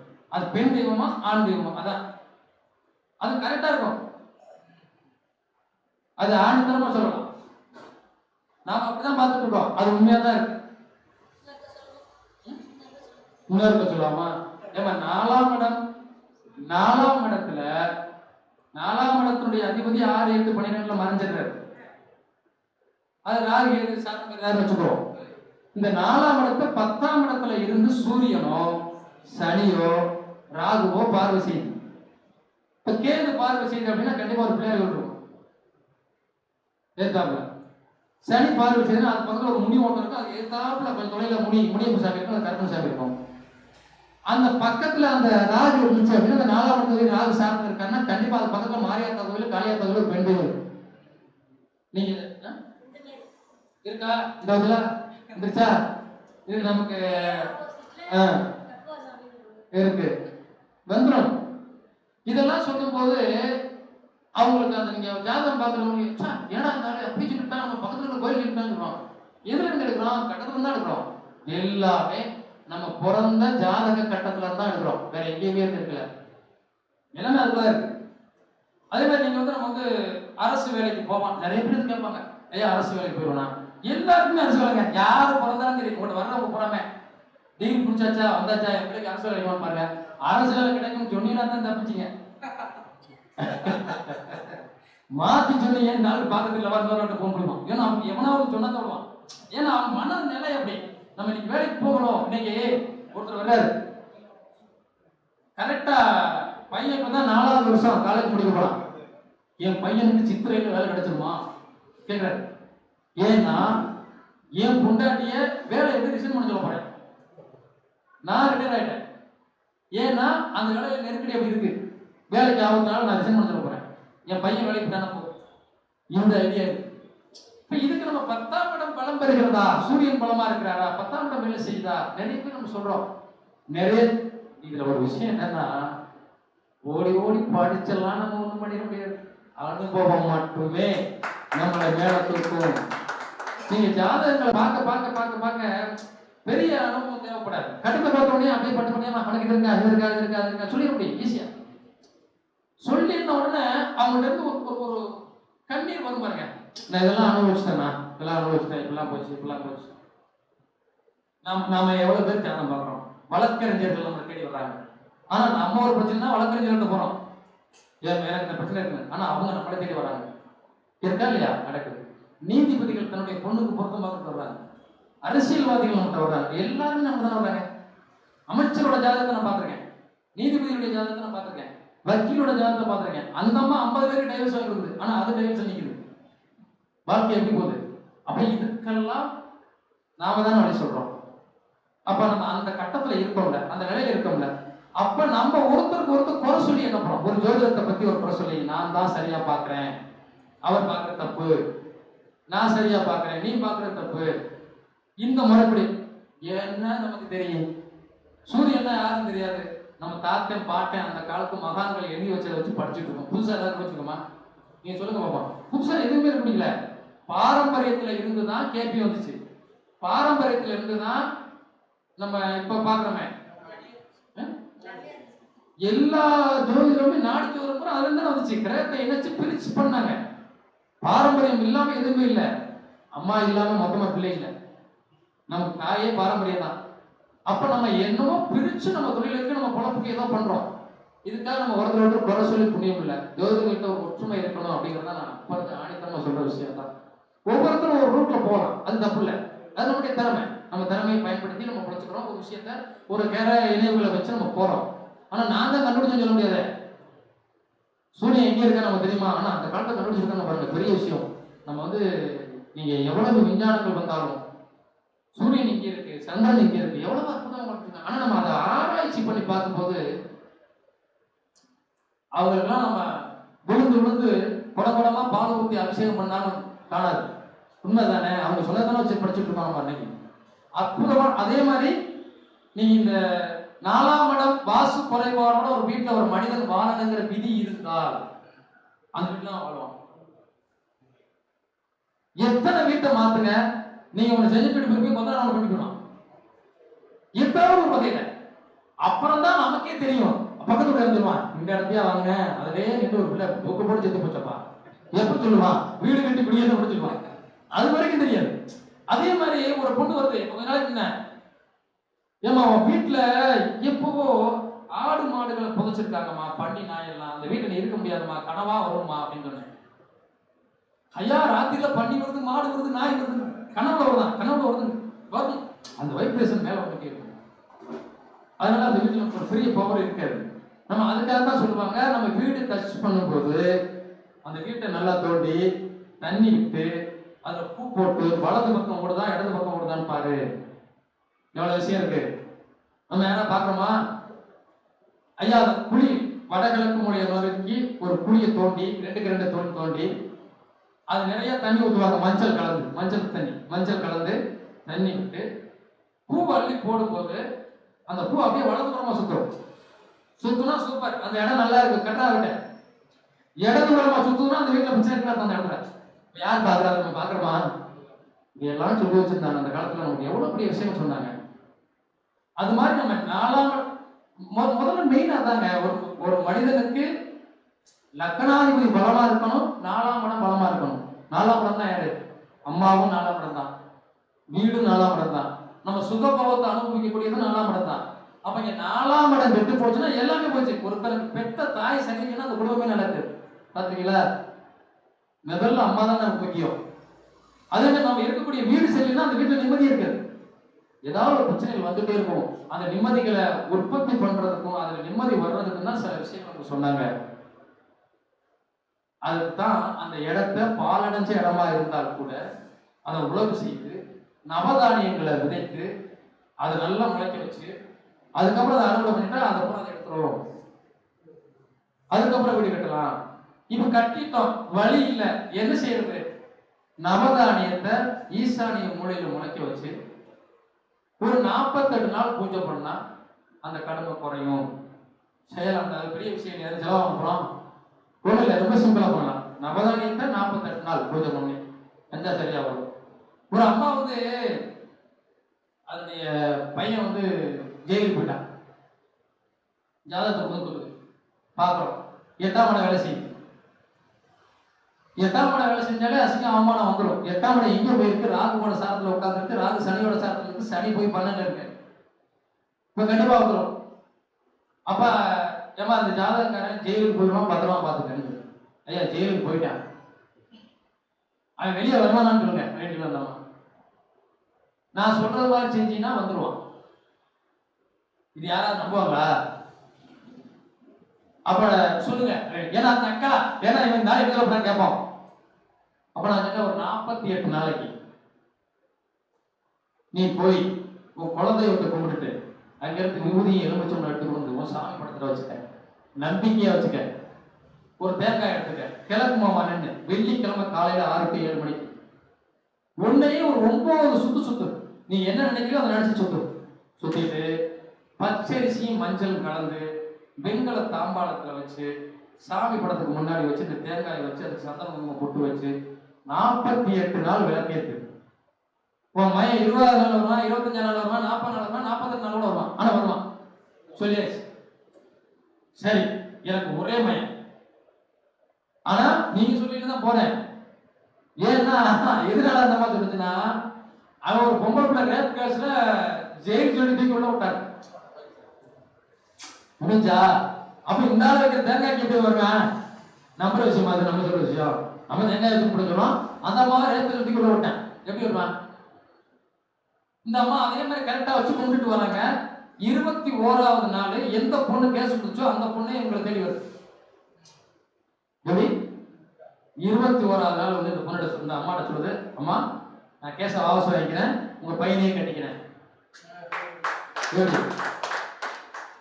கேஸ் வாபஸ் செய்யப்பட்டது, பையனை வெளியெடுத்தாச்சு, அந்த பொண்ணு கழுத்துல தாலியை கட்டியாச்சு, தாலி கட்டி கூட்டிட்டு ஆபீஸ்க்கு வந்தான். இதுதான் பிரபஞ்சம், இதுதான் வாக்கு, இதுதான் நம்முடைய செயல்பாடுகள். இது வந்து சாதாரணமா நினைக்க வேண்டாம். நம்முடைய வாக்கு முக்கியம், ரொம்ப ரொம்ப முக்கியம். கடற்கரைகள் நம்ம நிறைய படிக்கிறோம். இந்த அனுபவங்கள் தான் நம்மளை இந்த அளவுக்கு கொண்டு போயிருக்கு. இந்த தாமரப்பு வழிபாடுங்கிறது ஒரு விஷயத்த நான் சொன்னேன். இது ஒரு விஷயம் என்னன்னா, ஒரு அம்மா 3 குழந்தை, குடிய கட்சி இல்லை, சாப்பிட வழி இல்லை. சரி 4 பேருமா மருந்து குடிச்சு செத்துருவோம் முடிக்கிட்டாங்க. அப்ப பக்கத்து வீட்டுக்காருக்கு தெரிஞ்சு அவர் சத்தம் போட்டு அங்கே ஒரு சோசியம் இருக்கு. அவர் ஏன்னா என்னை பார்க்க முடியாது, நான் நெல்லியாவரம் பண்றேன், நான் உண்மை சொல்லிட மாட்டேன். நான் சோசியங்கிறது இப்பதான் பார்த்துட்டு இருக்கேன். பிசினஸ்ல இருந்தாலும் நெல்லியாவரம் தான், முழுக்க நெல்லியாவரம் தான். அதுல பல லட்சங்கள் 40 லட்சம் 50 லட்சம் சம்பாதிச்சு 40-50 லட்சத்துக்கு அதுல நிறைய சம்பாதிச்சு எடுத்தோம். ஆனா அது பிசினஸ் ஒரு போத மாதிரி, இதுக்குள்ள வந்ததுக்கு அப்புறம் இது போத மாதிரி ஆயிப்போச்சுப்பேன். அப்ப அந்த அம்மா அனுப்பிட்டாரு அவரு. அப்ப நான் 4:30 மணிக்கு வந்து தான் ஆபீஸ்ல உட்கார்றேன். ஒரு 10 உட்காந்துருக்காரு. அந்த அம்மா அழுகிறத பார்த்துட்டு நான் எனக்கு ஒரு மாதிரியா இருந்தது. எல்லாரும் கொஞ்சம் ஒதுக்கிட்டு அந்த அம்மா வச்சோம்னு சொன்னேன். அந்த அம்மா வந்தாங்க, வந்து என்னமான்னு கேட்டேன். நான் வந்து நான் என் 3 பொம்பளை பிள்ளை 4 பேர் ஜாக போறோம். நம்ம ஜாக போறது வந்து என்ன சொல்ற? ஏமா என்ன சொல்றியம்மா? நான் ஜாதகம் போகும்போது என் பக்கத்து வீட்டுக்காரங்க கூட தான் போய் சொல்லுங்க. அந்த அம்மா ஜாதகம் போறத பக்கத்து வீட்டுக்காரர் சொல்லி நீ போய் அவர்கிட்ட சொல்லு, அவர் ஏதாவது சொல்லுவார், அவனுக்கு தெரியாது. அந்த நம்பிக்கை அந்த அம்மா வந்துருச்சு.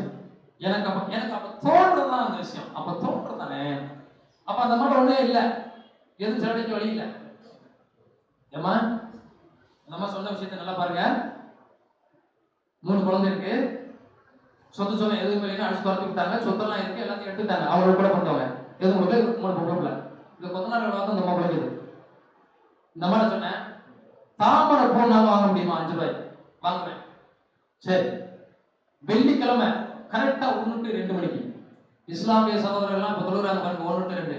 யாராவது இந்துக்கள் கோயிலுக்கு ஜாமி முடியல 1 மணி 1 to 2க்கு மிகப்பெரிய பவர்ஃபுல்லான நேரம். அந்த 1 to 2க்கு வீட்டை நல்லா கழுவிடு, எல்லாரும் குளிச்சுடு, வீட்டை அடைச்சிடு. 3 பொம்பளைங்கிறதுனால நான் தலை குளிச்சுட்டேன் அப்படிலாம் நினைக்காத, ஒன்றும் பிரச்சனை இல்லை, குளிச்சுடு. நடு வீட்டுல ஒரு தாம்பாளத்து நிறைய அரிசி எடுத்துக்க, அது ஒரு தாமரை பூ வச்சுக்க, உனக்கு என்ன வேணும் அப்படிங்கறத எழுதி அந்த பிரபஞ்சத்தை நோக்கி தியானம் பண்ணு. வச்சுட்டு எனக்கு இதெல்லாம் வேணும் சொல்லு. 1 மணி நேரம் யாரு கூப்பிட்டாலும் யாரு இருந்தாலும் கணக்கிட வை. 1 மணி நேரம் போனீங்கன்னா அப்படின்னா யாரு தட்டினாலும் தொடக்கூடாது. 1 மணிக்கு உட்கார்ந்தா 2 மணிக்கு தெரியும். சரி சொல்லிட்டு வந்துட்டு இந்த பிள்ளைய நல்லா வேண்டுதல் பண்ணிட்டாங்க.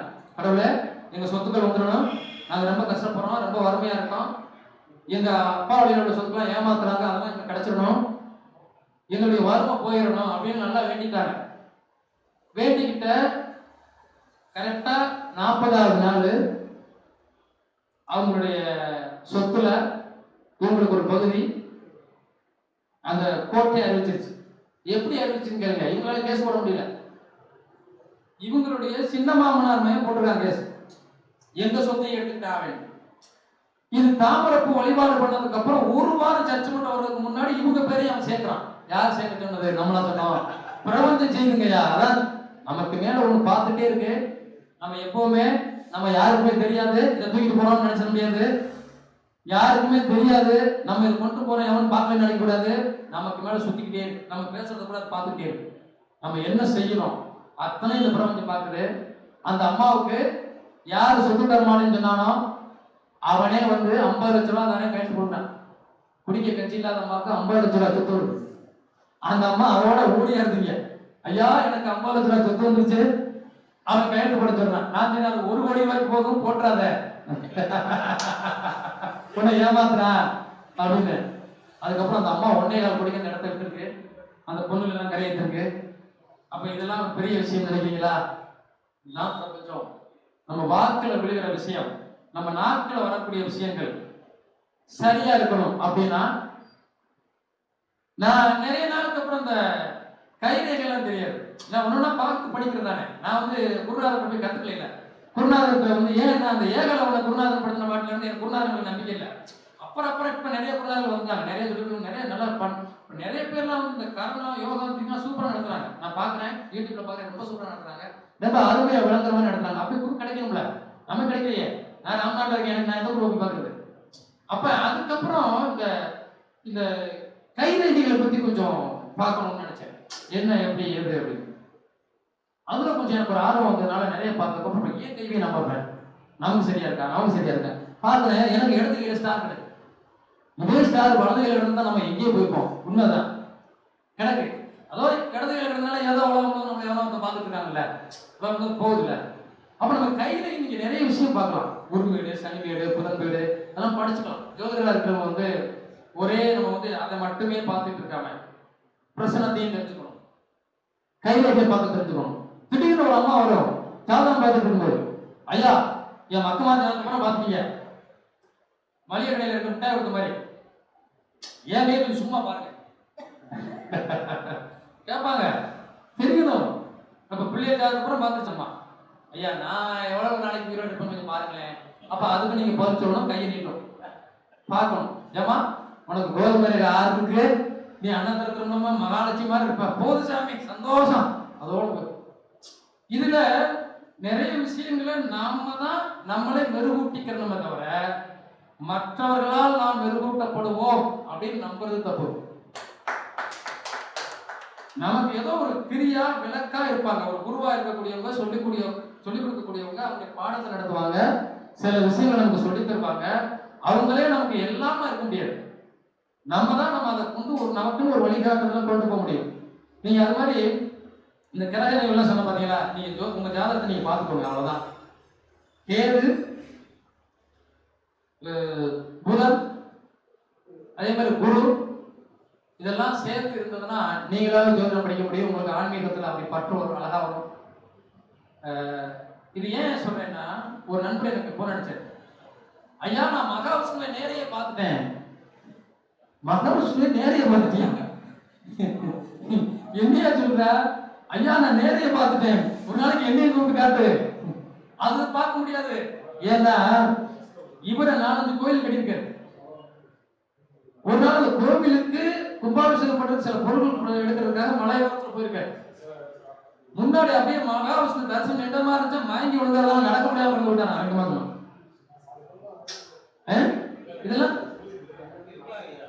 இதெல்லாம் சில அமானுஷ சக்தி இருக்கு.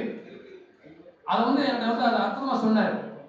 அப்ப நான் சொன்னேன், உங்களுக்கு ஏதோ ஒரு பவர் இருக்கு, இதை பயன்படுத்திக்கோங்க. அதுக்காண்டி ரொம்பவும் மகாவிஷ்ணுவை தேடி மலைக்காடு எல்லாம் போகாதீங்க. ஒத்தையில இருந்தா தூக்குற காலெல்லாம் போயிடும். அவர் என்னைக்காவது நம்ம வீட்டிலேயே கொடுப்பாரு. நம்ம கொடுக்கணும்னு நினைச்சா அவர் கொடுப்பார்ல. தெய்வத்தினுடைய பவர் நம்ம கிடைக்கணும்னா கிடைக்கும். அதே மாதிரி புதன், சனி, கேது இந்த மாதிரி இருந்துச்சுன்னு வச்சுங்களேன், உங்க புத்தியை வைத்து ஜோதிடம் பார்க்க முடியும். அந்த குருவோட ஜாயிண்ட் அடிச்சா மட்டும்தான் அறிவு கிடைச்சி. புத்தினா குரு, அறிவை கொடுக்கக்கூடியதே குரு தானே. எல்லா வேலையும் குருவுடைய பலம் வேணும். ஆனா புதன் பலமா இருந்தா புத்தி கிடைச்சி. என் ஜாதகத்தை நீங்க பாத்தீங்கன்னா லக்னாதிபதியே எனக்கு புதன் தான். அவர் போய் பாதக ஸ்தானத்துல இருக்காரு. நீங்க குரு வீட்டுல சரி பாதக ஸ்தானத்துல இருந்த நல்லா இருக்கக்கூடாதா? கேது ஸ்தானத்துல இருக்காரு.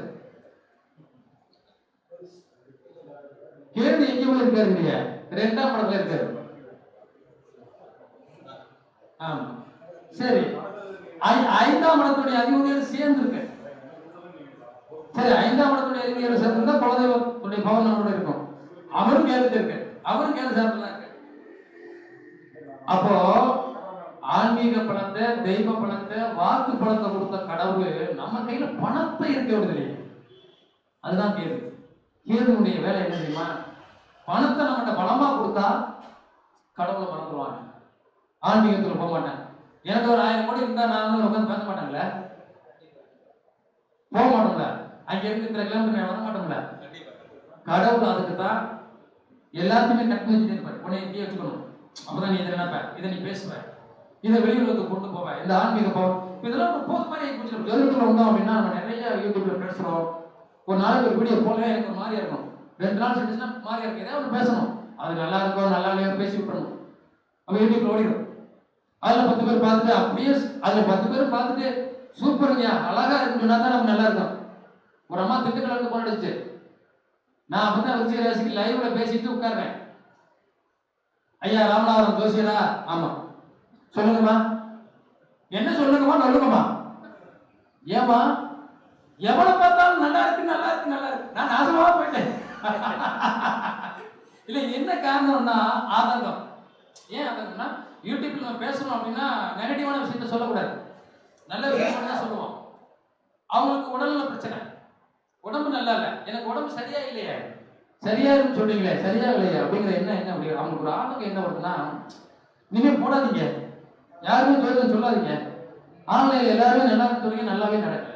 நீங்க எல்லாருக்குமே நெகட்டிவாவே போடக்கூடாது. நீங்க உங்களுக்கு நெகட்டிவாவே இருந்தா கூட ஒருத்தருக்கு நல்லா இல்லாம வந்தா கூட நல்லா இல்லைன்னு சொல்லாதீங்க. முடிஞ்ச அளவுக்கு அதை எப்படி மாத்தலாம்னு பாருங்க. இப்போ பொருளாதாரத்தில் சிக்கல் வந்திருக்காங்க அப்படின்னா அந்த பொருளாதாரத்தை மாத்துறதுக்கு எத்தனையோ வழிகள் இருக்கு. அதை நம்ம சொல்லலாம். இந்த தெய்வ வழிபாடுகள், இந்த முறைகள், இந்த நம்ம வீட்டில் இந்த மாதிரி இந்த பணிகள். நீங்க பொதுவாகவே ஒரு ஜாதகத்துல சுக்கிரன் நல்லா இருக்காருன்னு பாத்தீங்களேன், அவங்க வீட்டுக்கு போங்க, போன உடனே அந்த வீட்டை கொஞ்சம் பார்க்கறதுக்கு உட்காரு, அழகா வச்சிருப்பாங்க. எந்தெந்த பொருள் எங்கெங்க இருக்கணுமோ அதை கரெக்டா இருக்கும். ஒரு ஜாதகத்துல சனி உச்சமா இருக்காரு, சுக்கிரன் நிஜமா இருக்காரு, வீட்டுக்கு போங்க, சுத்தி மூலாமலையா இருக்கு. போன உடனே இந்த வீட்டுக்குள்ள போறது மாதிரியே நல்லா இருக்கு. குரு பலமா இருக்கான்னு வச்சுக்கோங்களேன், அந்த வீட்டுல இருக்கோ இல்லையோ ரெண்டு செயினை போட்டு அப்படி மேல போட்டு பண்ணாலும் இருக்கும். யாரோட ஜாதகத்துல குரு பலமா இருக்காங்களோ அவங்களுக்கு தங்கத்து மேல முகம் இருக்கும், தங்கம் போடணுங்கிற ஆசை இருக்கும். சுக்கிரன் யாருக்கு நீசமாகி பலம் இல்லாம போச்சோ அவங்க எல்லா வசதியும் இருந்து நல்ல ட்ரெஸ் போடக்கூட ஆசை வருது. அதுக்காக சுக்கிரன் நீசம்ன்றத பத்தி நினைச்சுக்காதீங்க. நான் அந்த திக்பலம் சொல்லியிருக்கேன். நிறைய பேருக்கு வந்து அப்படிதான் நினைக்கிறோம், புதன் நீசமாயிட்டார் ஒண்ணும் இல்ல, பலமா இருக்கான். அப்புறம் தான் நான் அந்த நிக்பலத்தை எடுத்தேன். திக்பலம்னா என்ன, நிக்பலம்னா என்ன, நீசம் உச்சம் பாக்குற மாதிரி திக்பலம் நிக்பலத்தை எடுத்தோம்னா பலமா இருக்கும். அப்ப நீங்க புதன் நீசமா இருக்கான், பலமா படிச்சிருக்கான். குரு நீசமா இருக்காரு. நிறைய ஜாதகத்தை பார்த்தீங்கன்னா குரு நீசமா இருக்காரு. பெரிய பணக்காரன் தங்க கடை வச்சிருக்கான், நான் கடை வச்சிருக்காங்க. குரு நீசமா போயிட்டாருல, நான் கடை வைப்பா. அது அவர் லக்கணத்துல நீசமா இருக்காரு, திக்பலத்துல இருக்காரு, பலமா இருக்காரு. அப்போ அவர் நீசம் இல்ல, ஆட்சி பலத்துல இருக்காரு. அதை நீங்க ஜோதிடத்துல ஒப்பிட்டு பாத்தீங்கன்னா சூப்பரா இருக்கும். அடுத்து நான் பேசுறேன், அடுத்து மணி மேலே அம்மா பேசுங்க. ஏன்னா இவங்களை பத்தி என்ன அப்படின்னா, ஒரு யாகம் நடத்தணும், ஒரு விஷயத்தை கொண்டு போகணும் அப்படின்னு சொல்லி ஆரம்பிச்சு கொண்டு போற நிலையில பின்வாங்குற சூழ்நிலை வந்துருச்சு. ஏன்னா யாரும் வரல சொல்றாங்கலாம், வரல. எப்படி நடத்த போறோம், நடத்துறதுக்கு முடிவு பண்ணியாச்சு. அல்ல குறையாத அமுத சுரப்பிய வாங்கி எல்லாரும் கொடுத்த மணிமேகலையாச்சே அண்ணா அப்படின்னாங்க. மறுநாள் சித்தப்பு பயப்படாதீ, சித்தப்பு பார்த்துக்கிறேன் பண்ணிடலாம், பண்றோம். அது எப்படி நடந்தது கடவுளோட, அது வந்து யூடியூப்ல நான் சொல்லிட்டேனா, அவன் விடிய இங்க நிப்பான்னு சின்னம்மா, அவன் வரல. அப்ப யாகம் பண்றது யாருக்கும் தெரியாம போயிடும். என்னடா பண்றது நாங்களே குழப்பிட்டு இருக்கோம். அப்ப சந்தானியா சொன்னாரு, ஐயா உங்களுக்கு தெரிஞ்சால் யாராவது. கடைசியில மீடியாவில் நம்ம மாப்பிள்ள தான் இங்க கோயம்புத்தூர் மாவட்ட செய்தியாளர், அவருக்கு போன் அடிச்சான். ஒரு 10 நிமிஷத்துல செய்தியாளர் கூட இங்க வந்துருவாங்க. ஒரு 10-15 சேனலுக்கு ஒரு 15 சேனலுக்கு மேல வந்துருச்சு.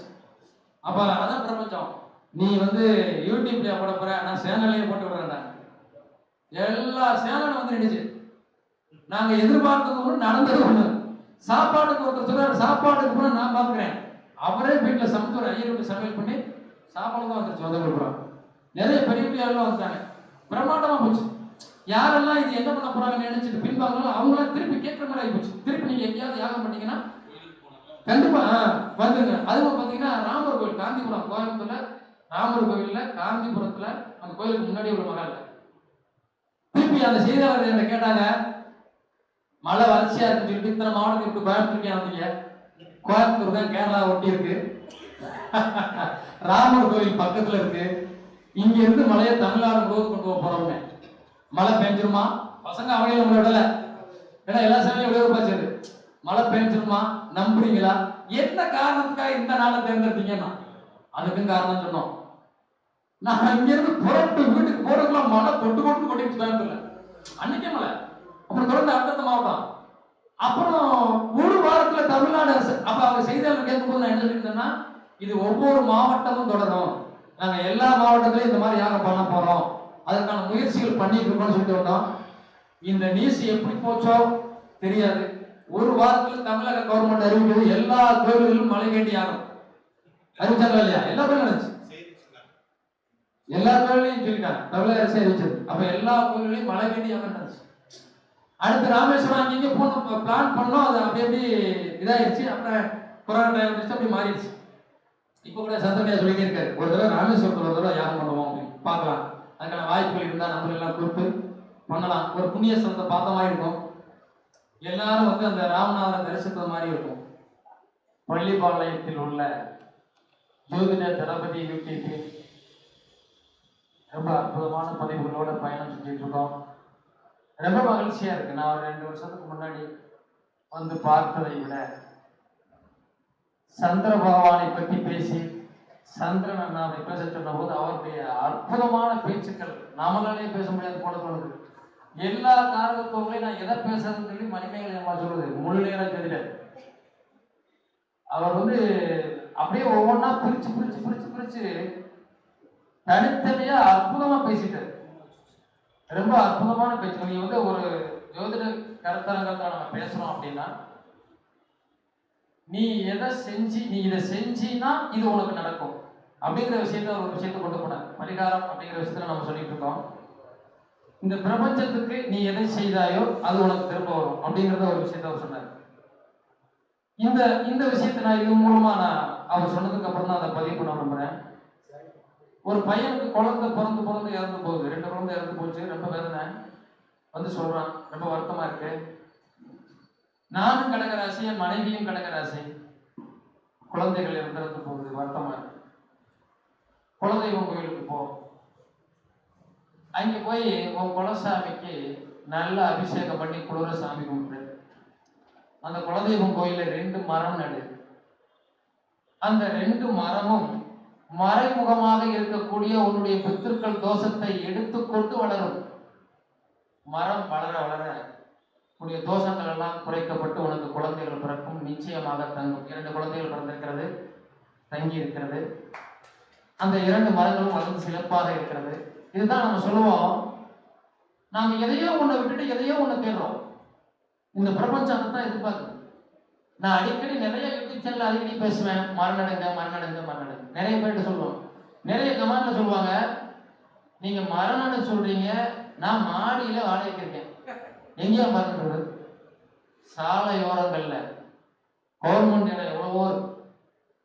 நம்மளால முடிந்த மரங்களை நட்டு அது வளர்ச்சி. நீங்க ஒரு விஷயம் என்னன்னா, மரம் நட்டா மழை வரும்னு சொல்லுவாங்க, அது கவர்மெண்ட் நடும். இவங்களுடைய பழக்கமே தான், கவர்மெண்ட் நடும். மழை வரும்ன்றக்க மட்டும் இல்ல, அது எவ்வளவோ விஷயங்களை பூர்த்தி பண்ணுது. நீங்க இந்த பிரபஞ்சத்துக்கு ஏதாவது ஒண்ணு நம்ம சொன்னா செஞ்சா அது 2 மடங்கு தரும். சந்திரன் வழிபாடு சொல்றோம் இல்லையா? நான் இப்ப உங்களுக்கு சொன்னேன் இல்லையா, ஒரு பொண்ணு பெரிய பொண்ணால 18 வயசு வரைக்கும் சந்திரன் வழிபாடு பண்ணதுக்கு அப்புறம் அது கிடைச்சதா? அந்த பொண்ணு பெரிய பொண்ணால இதனால அந்த பிரபஞ்சம் எதிர்பார்த்தது அங்க இல்ல, சந்திரன் நீசம். அப்ப அந்த பிரபஞ்சத்துக்கு அதை செஞ்ச உடனே அந்த பொண்ணு பெரிய பொண்ணாயிடுச்சு. உனக்கு குழந்தை இல்லை, என்ன காரணம் அப்படின்னா, குழந்தை இல்லை அப்படின்னு நமக்கு நல்லா தெரியுது. இந்த என்ன காரணம்? இங்க நீர் தத்துவம் கம்மியா இருக்கு, காற்று தத்துவம் கம்மியா இருக்கு, ஆக்சிஜன் லெவல் கம்மியா இருக்கு. அப்ப இவன் 2 மரத்தை நட்டா அது பூர்த்தி ஆகுதுன்னா தண்ணி தேடி ஊற்றுவான் அந்த மரத்துக்கு, மரம் வளரும். அப்ப நில தத்துவத்தினுடைய நிலையும் நல்லா இருக்கு, நீர் தத்துவமும் நல்லா இருக்கு, ஆகாய தத்துவமும் கிடைக்குது. ஆட்டோமேட்டிக்கா அவனுக்கு அதுக்கப்புறம் தான் குழந்தையே பிறந்து அந்த குழந்தை 2மே நல்லா இருக்கு. இந்த பிரபஞ்சத்தை பத்தி தொட்டு பேசுறாரு. பேசணும்னா எனக்கு அந்த நினைவு வந்து சொல்றேன். அப்படி அந்த ஒரு விஷயங்களை எடுத்து பேசும்போதுதான் நீங்க இன்னொரு விஷயம் நான் சொல்ல போனா, இந்த கிரகங்கள்ல நம்ம இந்த விஷயத்துல ஒரு முக்கியமான விஷயத்த நிறைய இந்த டிஎன்ஏல சொல்லுவாங்க. அது கூட இப்பதான் இவர் சந்திரனையா பேசும்போது எனக்கு அது ஞாபகம் வந்தது. இல்லைன்னா அந்த நினைவு கூட எனக்கு வந்திருக்காது. இது டிஎன்ஏல பேசும்போது என்ன சொல்லுவாங்கன்னா, இந்தந்த நட்சத்திரங்கள் இந்தந்த சாபங்களை பெற்றுள்ளது அப்படின்னு சொல்லுவாங்க. இப்ப இந்தந்த நட்சத்திரங்கள் இந்த சாபங்களை பெற்றுள்ளதுன்னா அதுக்கு நம்ம என்ன பண்ணலாம், அதை தான் யோசிக்கணும். அதை விட்டு நம்ம வேற எதையோ யோசிச்சு ஒன்றும் புண்ணியம் இல்லை. இப்ப இந்த கிரகம் இந்த சாபத்தை பெற்றிருக்கு அப்படின்னு சொன்னா நம்ம அதுக்கான செயல்பாடுகளை இறங்கிட்டோம்னா அந்த சாபம் நம்மள ஒன்றும் பண்ணாது. அப்ப எந்தெந்த கிரகம் எந்தெந்த சாபம் பெற்றிருக்கு அப்படிங்கிறத ஒரு வகையில் நம்ம அதை பார்த்தோம்னா சில விஷயம் அதில் சிம்பிளா நான் புரிஞ்சுக்கலாம். இதுல சூரியனுடைய சாபங்களை பெற்ற தோஷங்களை பெற்ற நட்சத்திரங்கள் அப்படின்னா அஸ்வினி, ஆயில்யம், அனுசம், புரட்டல். இந்த 4 நட்சத்திரங்களும் டிஎன்ஏ நட்சத்திரம், டிஎன்ஏ சொல்லுவாங்க. இந்த 4 நட்சத்திரங்களும் சூரியனுடைய தோஷத்தை பெற்றுள்ளது. இதுக்கு நம்ம என்ன பண்ணலாம்? ஒண்ணுமே இல்லை, அப்பாவை பிடிச்சுக்கோ. உன்னை பெற்றது உங்க அப்பா, அப்பாவை நல்லா கவனிச்சுக்கணும். யாராரு? அஸ்வினி, ஆயில்யம், அனுசம், புரட்டல். இவங்க அப்பாவை நல்லா பார்த்துக்கணும். காலையில எந்திரிச்சு சூரிய வழிபாடு பண்ணணும். எந்த அளவுக்கு அப்பாவுடைய காரகத்துவங்களை கவனித்துக் கொள்கிறார்களோ அவர்களுக்கு இந்த சூரியனால் தோஷம் பெற்ற இந்த நட்சத்திரங்களுக்கு எந்த பாப தோஷமும் பெரிதாக பாதிக்காது. இந்த அரசு சம்பந்தப்பட்ட துறையில் உள்ளவங்க இந்த சூரியனுக்குரிய காரகத்துவம் எதுவெல்லாம் இருக்கோ அதையெல்லாம் பிடிச்சி செயல்பட்டாங்கன்னா கண்டிப்பா இவங்களுக்கு பெரிய பாதிப்புகளை தராது. அதே மாதிரி சந்திரன் தோஷத்தை பெற்ற நட்சத்திரங்கள் சொல்லுவோம். அது பரணி, மகம், கேட்டை, உத்திரட்டாதி. இது சந்திர தோஷத்தை பெற்ற நட்சத்திரம் சொல்லுவாங்க. இவங்களுக்கு அம்மாவை அவங்க நல்லா கவனிச்சுக்கிட்டாங்கன்னா போதும். அம்மாவை எந்த அளவுக்கு அவங்க பார்த்துக்கிறாங்களோ அந்த அளவுக்கு இந்த பரணி, மகம், கேட்டை, உத்திரட்டாதி நட்சத்திரத்துக்கான சந்திர தோஷத்தை பெரிய அளவில் அவங்களுக்கு பாதிக்காது. இவங்க என்ன செய்யலாம்? அடிக்கடி பௌர்ணமி வழிபாடு. ரொம்ப சிறப்பா இருக்கும். நீர்நிலைகள்ல மீன்களுக்கு தீன் போடுறது, இப்படிப்பட்டதை செய்யும் போது இந்த சந்திர தோஷத்தை பெற்றவர்களுக்கு பெரிய பாதிப்பை தராது. செவ்வாய் தோஷத்தை பெற்ற நட்சத்திரங்கள் கார்த்திகை, பூரம், மூலம், ரேவதி, இது பூரா செவ்வாய் தோஷம் பெற்ற நட்சத்திரங்கள். நானே இப்பதான் புரிஞ்சுட்டு இருக்கேன், என் நட்சத்திரம் அது வருது. இந்த செவ்வாய் தோஷத்தை பெற்ற நட்சத்திரங்கள்லாம் என்ன பண்ணிக்கலாம்? சகோதரர்களோடு இணக்கமாக இருந்தால் போதும். கூட பிறந்தவங்க நம்மளோட இருந்தாங்கன்னு வச்சுக்கலாம், அவங்களோட கொஞ்சம் அந்நூன்யமா பழகி அவங்களுக்கு வேண்டியதை செஞ்சு அவங்கள புகச்சுக்கிறாம நம்ம இருப்பதும், அடிக்கடி முருகப்பெருமானை வழிபாடு பண்ணுவதும் நம்மளை ரொம்ப கொண்டு போகும். ஆனா டிஎன்ஏல சொல்ல மாட்டாங்க. நான் இனிமே டிஎன்ஏல வந்து அந்த காரகத்துவத்தை தான் அவங்க சொல்லி முருகனை சேர்த்து சொல்றேன். நான் முருகன்ங்கிறது நம்ம பாரம்பரியத்தை வச்சு சொல்றேன். பாரம்பரிய முறைப்படி நம்ம முருகனை வழிபாடு செய்ய சொல்லுவோம். அந்த தோஷங்கள் கண்டிப்பாக விலகும். அடுத்த குருதோஷம் பெற்ற நட்சத்திரங்கள் அப்படின்னு சொல்லுவோம். மிருகசீரிஷம், அஸ்தம், உத்திராடம், இதெல்லாம் குருதோஷத்தை பெற்ற நட்சத்திரங்கள். இவங்கெல்லாம் என்ன பண்ணலாம்? குருவுக்கு ஸ்தானமாக உள்ள இருக்கக்கூடியவங்க, நம்ம அப்பாவுக்கு மேல வயதானவங்க, அல்லது நமக்கு பாடம் சொல்லி தந்த ஆசிரியர்கள், அல்லது குரு போதகர்கள், அந்த மாதிரி மரியாதைக்குரியவர்களுக்கு வஸ்திர தானம் செய்வது, ஆடைகள் தானமாக கொடுத்து அவர்களிடம் ஆசீர்வாதம் பெறுவது அடிக்கடி. இப்படிப்பட்டவர்களுக்கு இந்த தோஷங்கள் பெரிய பாதிப்பை தராது அப்படிங்கிறத நம்ம நம்பலாம். அடுத்து புதன் தோஷத்தை பெற்றவர்கள் ரோகிணி, உத்திரம், புராடம், இவர்கள்லாம் என்ன செய்யலாம்? குழந்தைங்களுக்கு நோட்டு புத்தகம் வாங்கி கொடுக்கலாம். எழுதக்கூடிய அந்த பேனா, நோட்டு இதெல்லாம் வாங்கி கொடுக்குற போது இந்த புதன் தோஷத்தை பெற்ற ரோகிணி, உத்திரம், புராடம். நான் இது என்ன ஒரு விஷயம்னா, ரோகிணி நட்சத்திரத்தை பத்தி சொல்லணும்னா, ரோகிணி நட்சத்திரத்துக்கு இருக்கக்கூடிய பிடிவாதம், கோபம், வீம்பு, பாசமா இருக்கும் அந்த நட்சத்திரம். நான் இல்லைன்னு சொல்லல, ரொம்ப பாசமா இருப்பாங்க. ஆனா கோபம், பிடிவாதம், வீம்பு அதிகமா இருக்கும். ஒவ்வொரு நட்சத்திரத்தை பத்தி பேச டேங்கன் அது போயிட்டே இருக்கும். அதுக்காக நான் ஒரு சில விஷயத்தை சொல்றேன். இந்த புதன் தோஷத்தை பெற்றவங்க தாய் மாமனிடம் ஆசீர்வாதம் பெறுவது, அதுதான் ரொம்ப ரொம்ப முக்கியமான விஷயம். அதே மாதிரி இந்த நோட்டு எழுதக்கூடிய புத்தகங்கள், நோட்டு புத்தகங்கள் குழந்தைகளுக்கு தானமாக வாங்கி கொடுப்பது, அது ஒரு பெரிய பலனை நமக்கு தரும். அதை செஞ்சவங்களுக்கு தான் தெரியும். அதே மாதிரி சுக்கிர தோஷத்தை பெற்ற நட்சத்திரங்கள் அப்படின்னா திருவாதிரை, சித்திரை, திருவோணம், இது 3 சுக்கிரனுடைய தோஷத்தை பெற்ற நட்சத்திரங்கள். அப்ப சுக்கிர தோஷம் பெற்ற என்ன ஆகும் நமக்கு? நம்ம அந்த காரகத்தையும் பார்த்துக்கணும். சுக்கிர தோஷத்தை பெற்ற இந்த நட்சத்திரங்களுக்கு என்னன்னா, சுக்கிரனால் கிடைக்கக்கூடிய சுகபோகங்கள் கிடைக்காம போயிடும். அப்ப அவங்க என்ன பண்ணிக்கலாம்? புதன் தோஷத்தை பெற்றவர்கள் நம்மளுடைய பாரம்பரிய ஜாதகப்படி என்ன சொல்லுவோம்? பெருமாளை கொண்டு போங்கன்னு சொல்லுவோம். ரொம்ப நல்லா இருக்கும். துளசி தீர்த்தம் குடிப்பது ரொம்ப சிறப்பு. சுக்கிரனுடைய தோஷத்தை பெற்றவர்களுக்கு நம்முடைய அத்தை, சின்ன குழந்தைகள், இந்த மாதிரி இருக்கக்கூடியவங்களுக்கு நம்ம அத்தை இருந்தால் நம்ம அத்தைக்கு சேலை வாங்கி கொடுக்கலாம், ட்ரெஸ் வாங்கி கொடுக்கலாம், அவங்க ஆசீர்வாதம் பார்க்கலாம், அவங்களுக்கு ஏதாவது நம்ம கொடுத்து உதவலாம். இந்த சின்ன குழந்தைகளுக்கு பட்டு பாவாடை வாங்கி கொடுக்கலாம், நமக்கு பிடித்த சின்ன சின்ன குழந்தைகளுக்கு. இதெல்லாம் கொடுக்கும்போது இந்த தோஷங்கள் குறையும். மகாலட்சுமி வழிபாடு இந்த சுக்கிர தோஷத்தை பெற்றவர்களுக்கு சிறப்பான பலனை தரும். அது நம்ம பாரம்பரியப்படி. ஏன்னா நான் பேசும்போது கூட அது தப்பு கண்டிப்பாக நிறைய பேர் இருக்காங்க. சொல்லுவாங்க, டிஎன்ஏல சொல்லிட்டா நீ ஏன் அதை போய் சொல்ற? நான் டிஎன்ஏல அதை சொல்லலை. பாரம்பரியப்படி நீங்க என்ன செய்யலாம்? சுக்கிரதோஷத்தை பெற்றவர்கள் பக்கத்துல பசுமாடு இருந்ததுன்னா, பசுமும் கண்டு இருந்ததுன்னா, வெள்ளிக்கிழமை இதை செஞ்சு பாருங்க. அப்புறம் சொல்லுங்க. வெள்ளிக்கிழமை காலையில ஒரு 9 வாழைப்பழம் சுக்கிர ஓரையில அந்த பசுவுக்கு கொடுத்துட்டு, பசுவை கட்டை ஒரு 3 சுத்து சுத்துங்க. சுத்திட்டு பின்பக்கமா நின்று தொட்டு கும்பிட்டு வாங்க. உடைய பொருளாதாரம், வாழ்க்கை, சுகபோகமான வீடு வாசல் கண்டிப்பா அமையும்.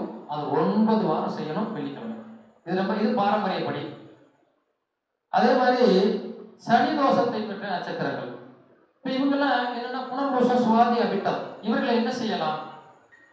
சனி தோஷத்தை பெற்ற நட்சத்திரத்துல பிறந்தவங்க வயதானவர்கள், முதிர்ந்தவர்களுக்கு உணவு கொடுப்பது, ஊனமுற்றோர்களுக்கு உடை வாங்கி கொடுப்பது, கருப்பு ட்ரெஸ் வாங்கி இந்த பிச்சை எடுக்கிறாங்க இல்லையா, இவங்களுக்கெல்லாம் கொடுக்கறது, இதெல்லாம் வந்து ஒரு உதவிகள் செய்வது போல. அவர்களுக்கு இந்த மாதிரி செய்யும் போது இந்த சனியுடைய காரகத்துவம் கடுமையை குறைச்சிட்டு நமக்கு நிறைய நல்ல பலன்களை கண்டிப்பாக கொடுக்கும். இது ரொம்ப முக்கியமா குறிச்சு வச்சுக்கலாம். அதே மாதிரி அனாதை இல்லங்களுக்கு உணவு கொடுப்பது. ஏன்னா சனீஸ்வர பகவான் வந்து அதை ரொம்ப விரும்புவார். அவருக்கு பிடிச்சதே அனாதைகளுக்கு உணவு கொடுப்பது, அது ரொம்ப பிடிக்கும் அவருக்கு. இது வந்து நம்ம பாரம்பரியப்படி நம்ம செஞ்சுக்கலாம். இது வந்து நல்ல விஷயம் தான். அதே மாதிரி வஸ்திர தானம் செய்யறதும் ரொம்ப நல்ல விஷயம். பாரம்பரியப்படி சொல்ல போனோம்னா அடிக்கடி விநாயக பெருமானை வழிபாடு செய்யும். இது இந்த சனிதோஷம் பெற்றவர்களை ரொம்ப சிறப்பா நல்வழிப்படுத்தும். அதுல நீங்க பாத்தீங்கன்னா இந்த சனிக்கிழமை அவருக்கு அருகம்புல் மாலை போட்டு வழிபடுவது ரொம்ப ரொம்ப சிறப்பு. நிறைய பிரச்சனை குறைஞ்சிருக்கு. நம்ம அனுபவத்தில் பார்த்த விஷயம். கடைசியா ராகு தோஷம் பெற்ற நட்சத்திரங்கள் பூசம், விசாகம், சதயம். இந்த 3 நட்சத்திரங்கள் ஒரு வித்தியாசமான நட்சத்திரம் தான். ராகுடைய தோஷத்தை பெற்ற நட்சத்திரங்கள் சொல்றது பாத்தீங்கன்னா, அந்த பூச நட்சத்திரத்தில் ஒருத்தர் பிறந்திருக்காரு அப்படின்னா, அல்லது பூச நட்சத்திரத்தில் ஒரு கிரகங்கள் இருக்கு அப்படின்னா, அவங்க வீட்டுல ஒரு தெய்வம் இருக்கு. கண்டிப்பா அவங்களுடைய ஏதாவது ஒரு தெய்வம் வழிபாடு பண்ணுவாங்க. அவங்க இடத்துலயோ வீட்லயோ ஏதாவது ஒரு இடத்துல வச்சு வழிபாடு பண்ணுவாங்க. ஆனா அது அருமையான நட்சத்திரம்னு சொல்லலாம். விசாக நட்சத்திரத்தை பிறந்தவங்க ரொம்ப சிறப்பானவங்க. அவங்களுடைய வளர்ச்சி என்பது இருக்கிறத வச்சுட்டு சிம்பிளா நாகரிகமா வாழ்ந்துட்டு போயிடுவாங்க. சதய நட்சத்திரத்தில் பிறந்தவங்களுக்கு பாத்தீங்கன்னா மிகப்பெரிய அமானிய சக்திகளை உணரக்கூடியவங்க. அவங்களுக்கு எல்லா திறமையும் உண்டு. எதை எப்ப பேசணும், எப்படி போட்டா எதை எடுக்கலாங்கிற திறமையான இதை பெற்றவங்க. ஆனா ராகுதோஷத்தை பெற்றவங்க என்ன செய்யலாம் அப்படின்னா, நம்முடைய தாத்தா பாட்டிகளை கவனிக்கணும். நம்ம தாத்தா பாட்டி வயதானவர்கள், அவங்களுக்கு சேலை வாங்கி கொடுக்குறது, அவங்க துணி வாங்கி கொடுக்குறது, அவங்க சாப்பாடு கொடுக்குறது, அவங்களோட ஆசீர்வாதம் வாங்குறது, இந்த மாதிரி ராகுதோஷம் பெற்றவர்கள் இதை செஞ்சுட்டாலே முக்கால்வாசி இந்த ராகுதோஷம் அவங்களுக்கு பெரிய பாதிப்பை தராது. அதே மாதிரி அந்த ராகு கால டயத்துல நம்ம பாரம்பரியப்படி நம்ம சொல்லணும்னா, ராகு கால டயத்துல துர்க்கை அம்மனுக்கு போய் ஒரு 4 விளக்கு போட்டுட்டு அந்த துர்க்கை அம்மனை 9 சுத்து சுத்திட்டு குங்குமம் வாங்கி கொட்டணும். உனக்கு எவ்வளவு பிரச்சனை இருந்தாலும் அந்த குங்குமத்தை எல்லாரும் எடுத்து பூச பூச பூச உன்னுடைய கடுமைகள் கஷ்டங்கள் பறந்து போயிடும். இந்த தோஷத்தை பெற்றவர்களுக்கு அது ரொம்ப சிம்பிளா நம்ம பண்ணிக்கலாம். கேதுக்கு கேது தோஷப்பட்ட நட்சத்திரங்கள் எதுவுமே கிடையாது. அது டிஎன்ஏ சொல்லியிருக்காங்க. ஏன்னா அது மோட்சக்காரன் அப்படிங்கிறதுனால அதுக்கு தோஷப்பட்ட நட்சத்திரங்கள் கிடையாது அப்படின்னு சொல்லப்பட்டிருக்கு. நம்ம ரொம்ப அற்புதமா இந்த ஜாதகங்கள் ஒரே ஒரு விஷயம், ஒரு விளக்கத்தை உங்களுக்கு கொடுக்கணும்னு நினைச்சிருந்தேன். அதை நீங்க கொடுக்க முடியல. நிறைய ஜாதகங்கள் வந்ததுனால இல்ல ஒரே ஒரு ஜாதகம் மட்டும் இதை நம்ம குழுவிலேயே போட்டோம்னு நினைக்கிறேன். அதுக்கு யாருமே சரியான பதிவுகள் கொடுக்கல. இது எப்படின்னா, 3.5 வயசுல ஒரு பையன் அப்பாவை இழந்தான். இது நான் என்கிட்ட இந்த ஜாதகம் 3 வருஷத்துக்கு முன்னாடி அவங்க அப்பாவுக்கு குடிக்கிற பழக்கம் இருக்கா அப்படின்னு நான் கேட்டிருக்கேன். அவங்க லைட்டா இருக்கு அப்படின்னு சொல்லியிருக்காங்க. கொஞ்சம் அதை மட்டும் குறைச்சிக்க சொல்லுங்க, தண்ணியில கண்ட இருக்கு, கவனமா பார்த்துக்க சொல்லுங்கன்னு சொல்லியிருக்கேன். அவர் இறந்ததுனால அந்த ஜாதகம் தூக்கிட்டு நம்ம ஆபீஸ்க்கு அவங்க வந்துட்டாங்க. இப்ப இது ரொம்ப ஒரு வருத்தமா இருந்தது நமக்கும். ஏன்னா ஒரு சின்ன வயசுல இந்த அளவுக்கு நடந்து போச்சு அப்படின்னு. இருந்தாலும் விதி விடல. அது விதி எப்படி கொண்டு போச்சு அப்படிங்கிறதுக்காகத்தான் இந்த ஜாதகம். ஏன் கேள்வி, இது அவர் பிறந்தது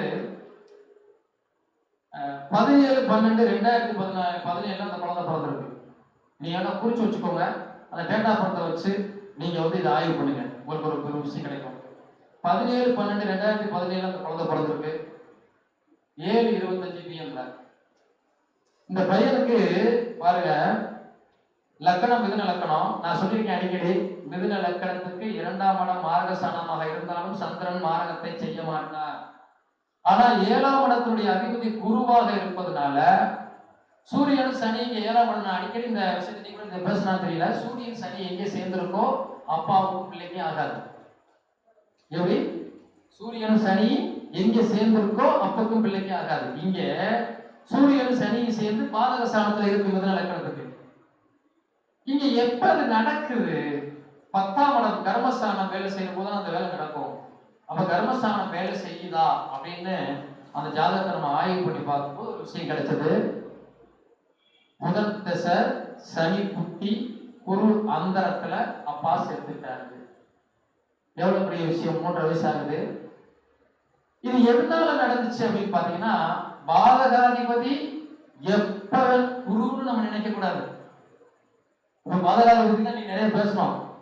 அவருடைய அந்தரத்துல சனி கர்மக்காரனுடைய புத்தியில இந்த லக்னாவுடைய திசையிலேயே கரெக்டா குரு அந்தரத்துல அவங்க அப்பா நிறைய நண்பர்களை தன்னுடைய வீட்டுக்கு அழைச்சு விருந்து கொடுத்துட்டு அவர்களுக்கு அந்த கடல் பகுதியில சுத்தி காட்டுறதுக்காக கூட்டிட்டு இருக்காரு.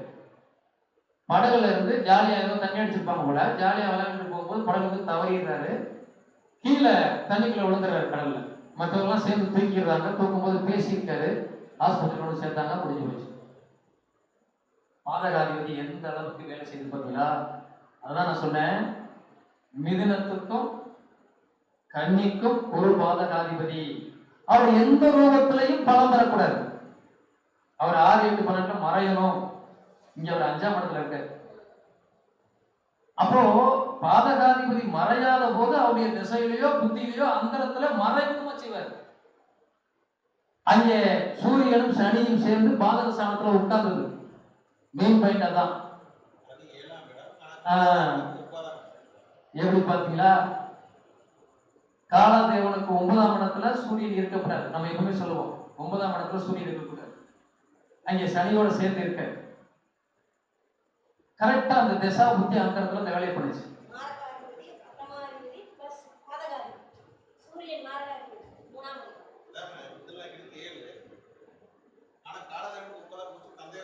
ஆமா 9ஆம் இடம் சூரியன் அங்க இருக்காருல்ல, கர்மாதிபதி சேர்ந்து இருக்காருல்ல, சனி புத்தி நடக்குதுல்ல. அப்ப சனி புத்தி நடக்குது, லக்னாதிபதியோட திசை நடக்குது, சனி புத்தி நடக்குது, குருவோட அந்தரம் நடக்குது. கரெக்டா அந்த வேலையை புரிஞ்சுக்கிட்டீங்களா? இப்படி சில விஷயங்கள் வந்து நமக்கே தெரியாம இப்படியெல்லாம் போய் இருக்கும். இது தண்ணியால கண்ட வர்றதுக்கான காரணம் என்ன அப்படின்னா, அதை நீங்க உள்ள போய் பார்க்க முடியும். அது வாங்கின சாரங்கள், அந்த கட்டங்கள், இந்த விஷயங்கள் நிறைய பார்த்தோம்னா நிறைய விஷயங்கள் புரியும். இதுக்கு தான் நம்ம ஜாதகத்தை ஆய்வு பண்ணும்போது நீங்க நம்ம நிறைய அனுபவங்கள் நிறைய வர வர வர சிம்பிளா ஜாதக கட்டத்தை வந்து எடுத்து போயிடலாம். உள்ள போகணுங்கிற அவசியமே இல்லை. என்ன தசை நடக்குது, என்ன புத்தி நடக்குது, அவ்வளவுதான். கட்டத்தை பார்க்கறது தான். எங்கெங்க எது இருக்குன்னு பாத்தீங்கன்னா ஆட்டோமேட்டிக்கா அந்த நவக்கிரகங்களை நமக்கு உணர்த்தி கொடுத்துருவாங்க. அவங்களே சொல்லிடுவாங்க இது நடக்குது நடக்குது நடக்குது. சில நேரங்கள்ல நான் இந்த சம்பவங்கள்லாம் முன்னாடியே சொல்லியிருக்கேன். நமக்கு இறந்த ஜாதகங்கள் வரும், அதுலதான் நம்ம ஜோதிடர்கள்லாம் மாட்டோம் நிறைய விஷயங்கள். அதுக்கு நம்ம தெய்வ பலம் எல்லாம் உணவு பண்ண முடியாது. நான் அது என்ன செய்வோம்னா, அந்த சகுனம் நிமித்தம்னு சொல்லுவாங்க இல்லையா, அதை நான் அப்பதான் உணர்ந்தேன். அந்த ஜாதகத்தை அப்படி ஒருவன் ஒரு ஜாதகம் பொறுத்து கேள்வி, 2 ஜாதகத்தை ஒருவரமா ஒரு ஜாதகம் பொறுத்து கேள்வி, என் மனசுல என்ன தோணுதோ அதை தூக்கி வீசிக்கணும். அந்த ஜாதகத்தை தூக்கி அப்படியே வீசி இது எதுக்கு கொண்டு வந்த பார்க்கவே இல்லை, ஜாதகத்துக்குள்ளேயே போகல. எதுக்கு இந்த ஜாதகம் வெளியில் எடுக்கும்போது பொத்து விழுதுல, அப்போதான் அந்த அம்மா இல்லையா பொண்ணு இறந்துட்டா, அதையே கொண்டு வந்தாரு. அதை பார்க்கவே இல்லை. அது ஏன்னா அது தொடும் போதே ஒரு மாதிரி எரியுற மாதிரியும் நமக்கு ஏதோ ஒரு பண்ற மாதிரி தோணும். இன்னும் நிறைய விஷயங்களை உணர்த்துறதுக்கு முடிந்த அளவிற்கு பிரபஞ்சத்தோடு நம்ம ஒன்றி போகணும். வேற எதுவுமே கிடையாது. கிரகங்களும் தெய்வங்களும் நம்மளோட ஒன்றி போனாதான் நம்ம ஆட்டோமேட்டிக்கா சில விஷயங்கள் நமக்கு உணர்த்தும், புரிய வைக்கும், நம்ம அதுல இருந்து மேல வர முடியும். அப்ப நீங்க அடிக்கடி நம்ம காலையில சூரியனை கும்பிடுறது, பவனி நாளில் சந்திரனை கும்பிடுறது, இந்த வழிபாடுகளை நம்ம கரெக்டா பண்ணிட்டே வந்துட்டோம்னா நமக்கு ஒரு பெரிய பாதிப்புகள் வராது. ரொம்ப மகிழ்ச்சி, சந்தோஷமான தருணம் கூட. இந்த நேரத்துல இந்த பள்ளிப்பாளையத்துல ஜோதிட தளபதி கருத்தரங்கத்துல ஜோதிட யூடியூப் சேனல்ல மதிப்புக்குரிய சகோதரர் திரு பூபதிராஜன் ஐயா அவர்கள் எங்களை எல்லாம் அழைத்து இந்த விழாவை சிறப்பாக கொண்டாட வைத்து, பேச வைத்து, எங்களை எல்லாம் சிறப்பித்து கௌரவித்து இந்த ஜோதிட பணி இன்னும் மென்மேலும் வளர்வதற்காக நிறைய முயற்சி எடுத்துட்டு இருக்காரு. அவருடைய பணிகள் சிறப்படையணும். நிறைய உலகம் முழுவதும் இருக்கக்கூடிய மக்களுக்கு இந்த ஜோதிட கருத்துக்கள் போய் சேரணும். நீங்க இந்த சேனலை பார்த்துட்டு இருக்கீங்க, கண்டிப்பா இந்த ஜோதிட தளபதி சேனலை சப்ஸ்கிரைப் பண்ணுங்க, லைக் பண்ணுங்க, உங்களுடைய கருத்துக்களை கண்டிப்பா அதில் கொடுங்க.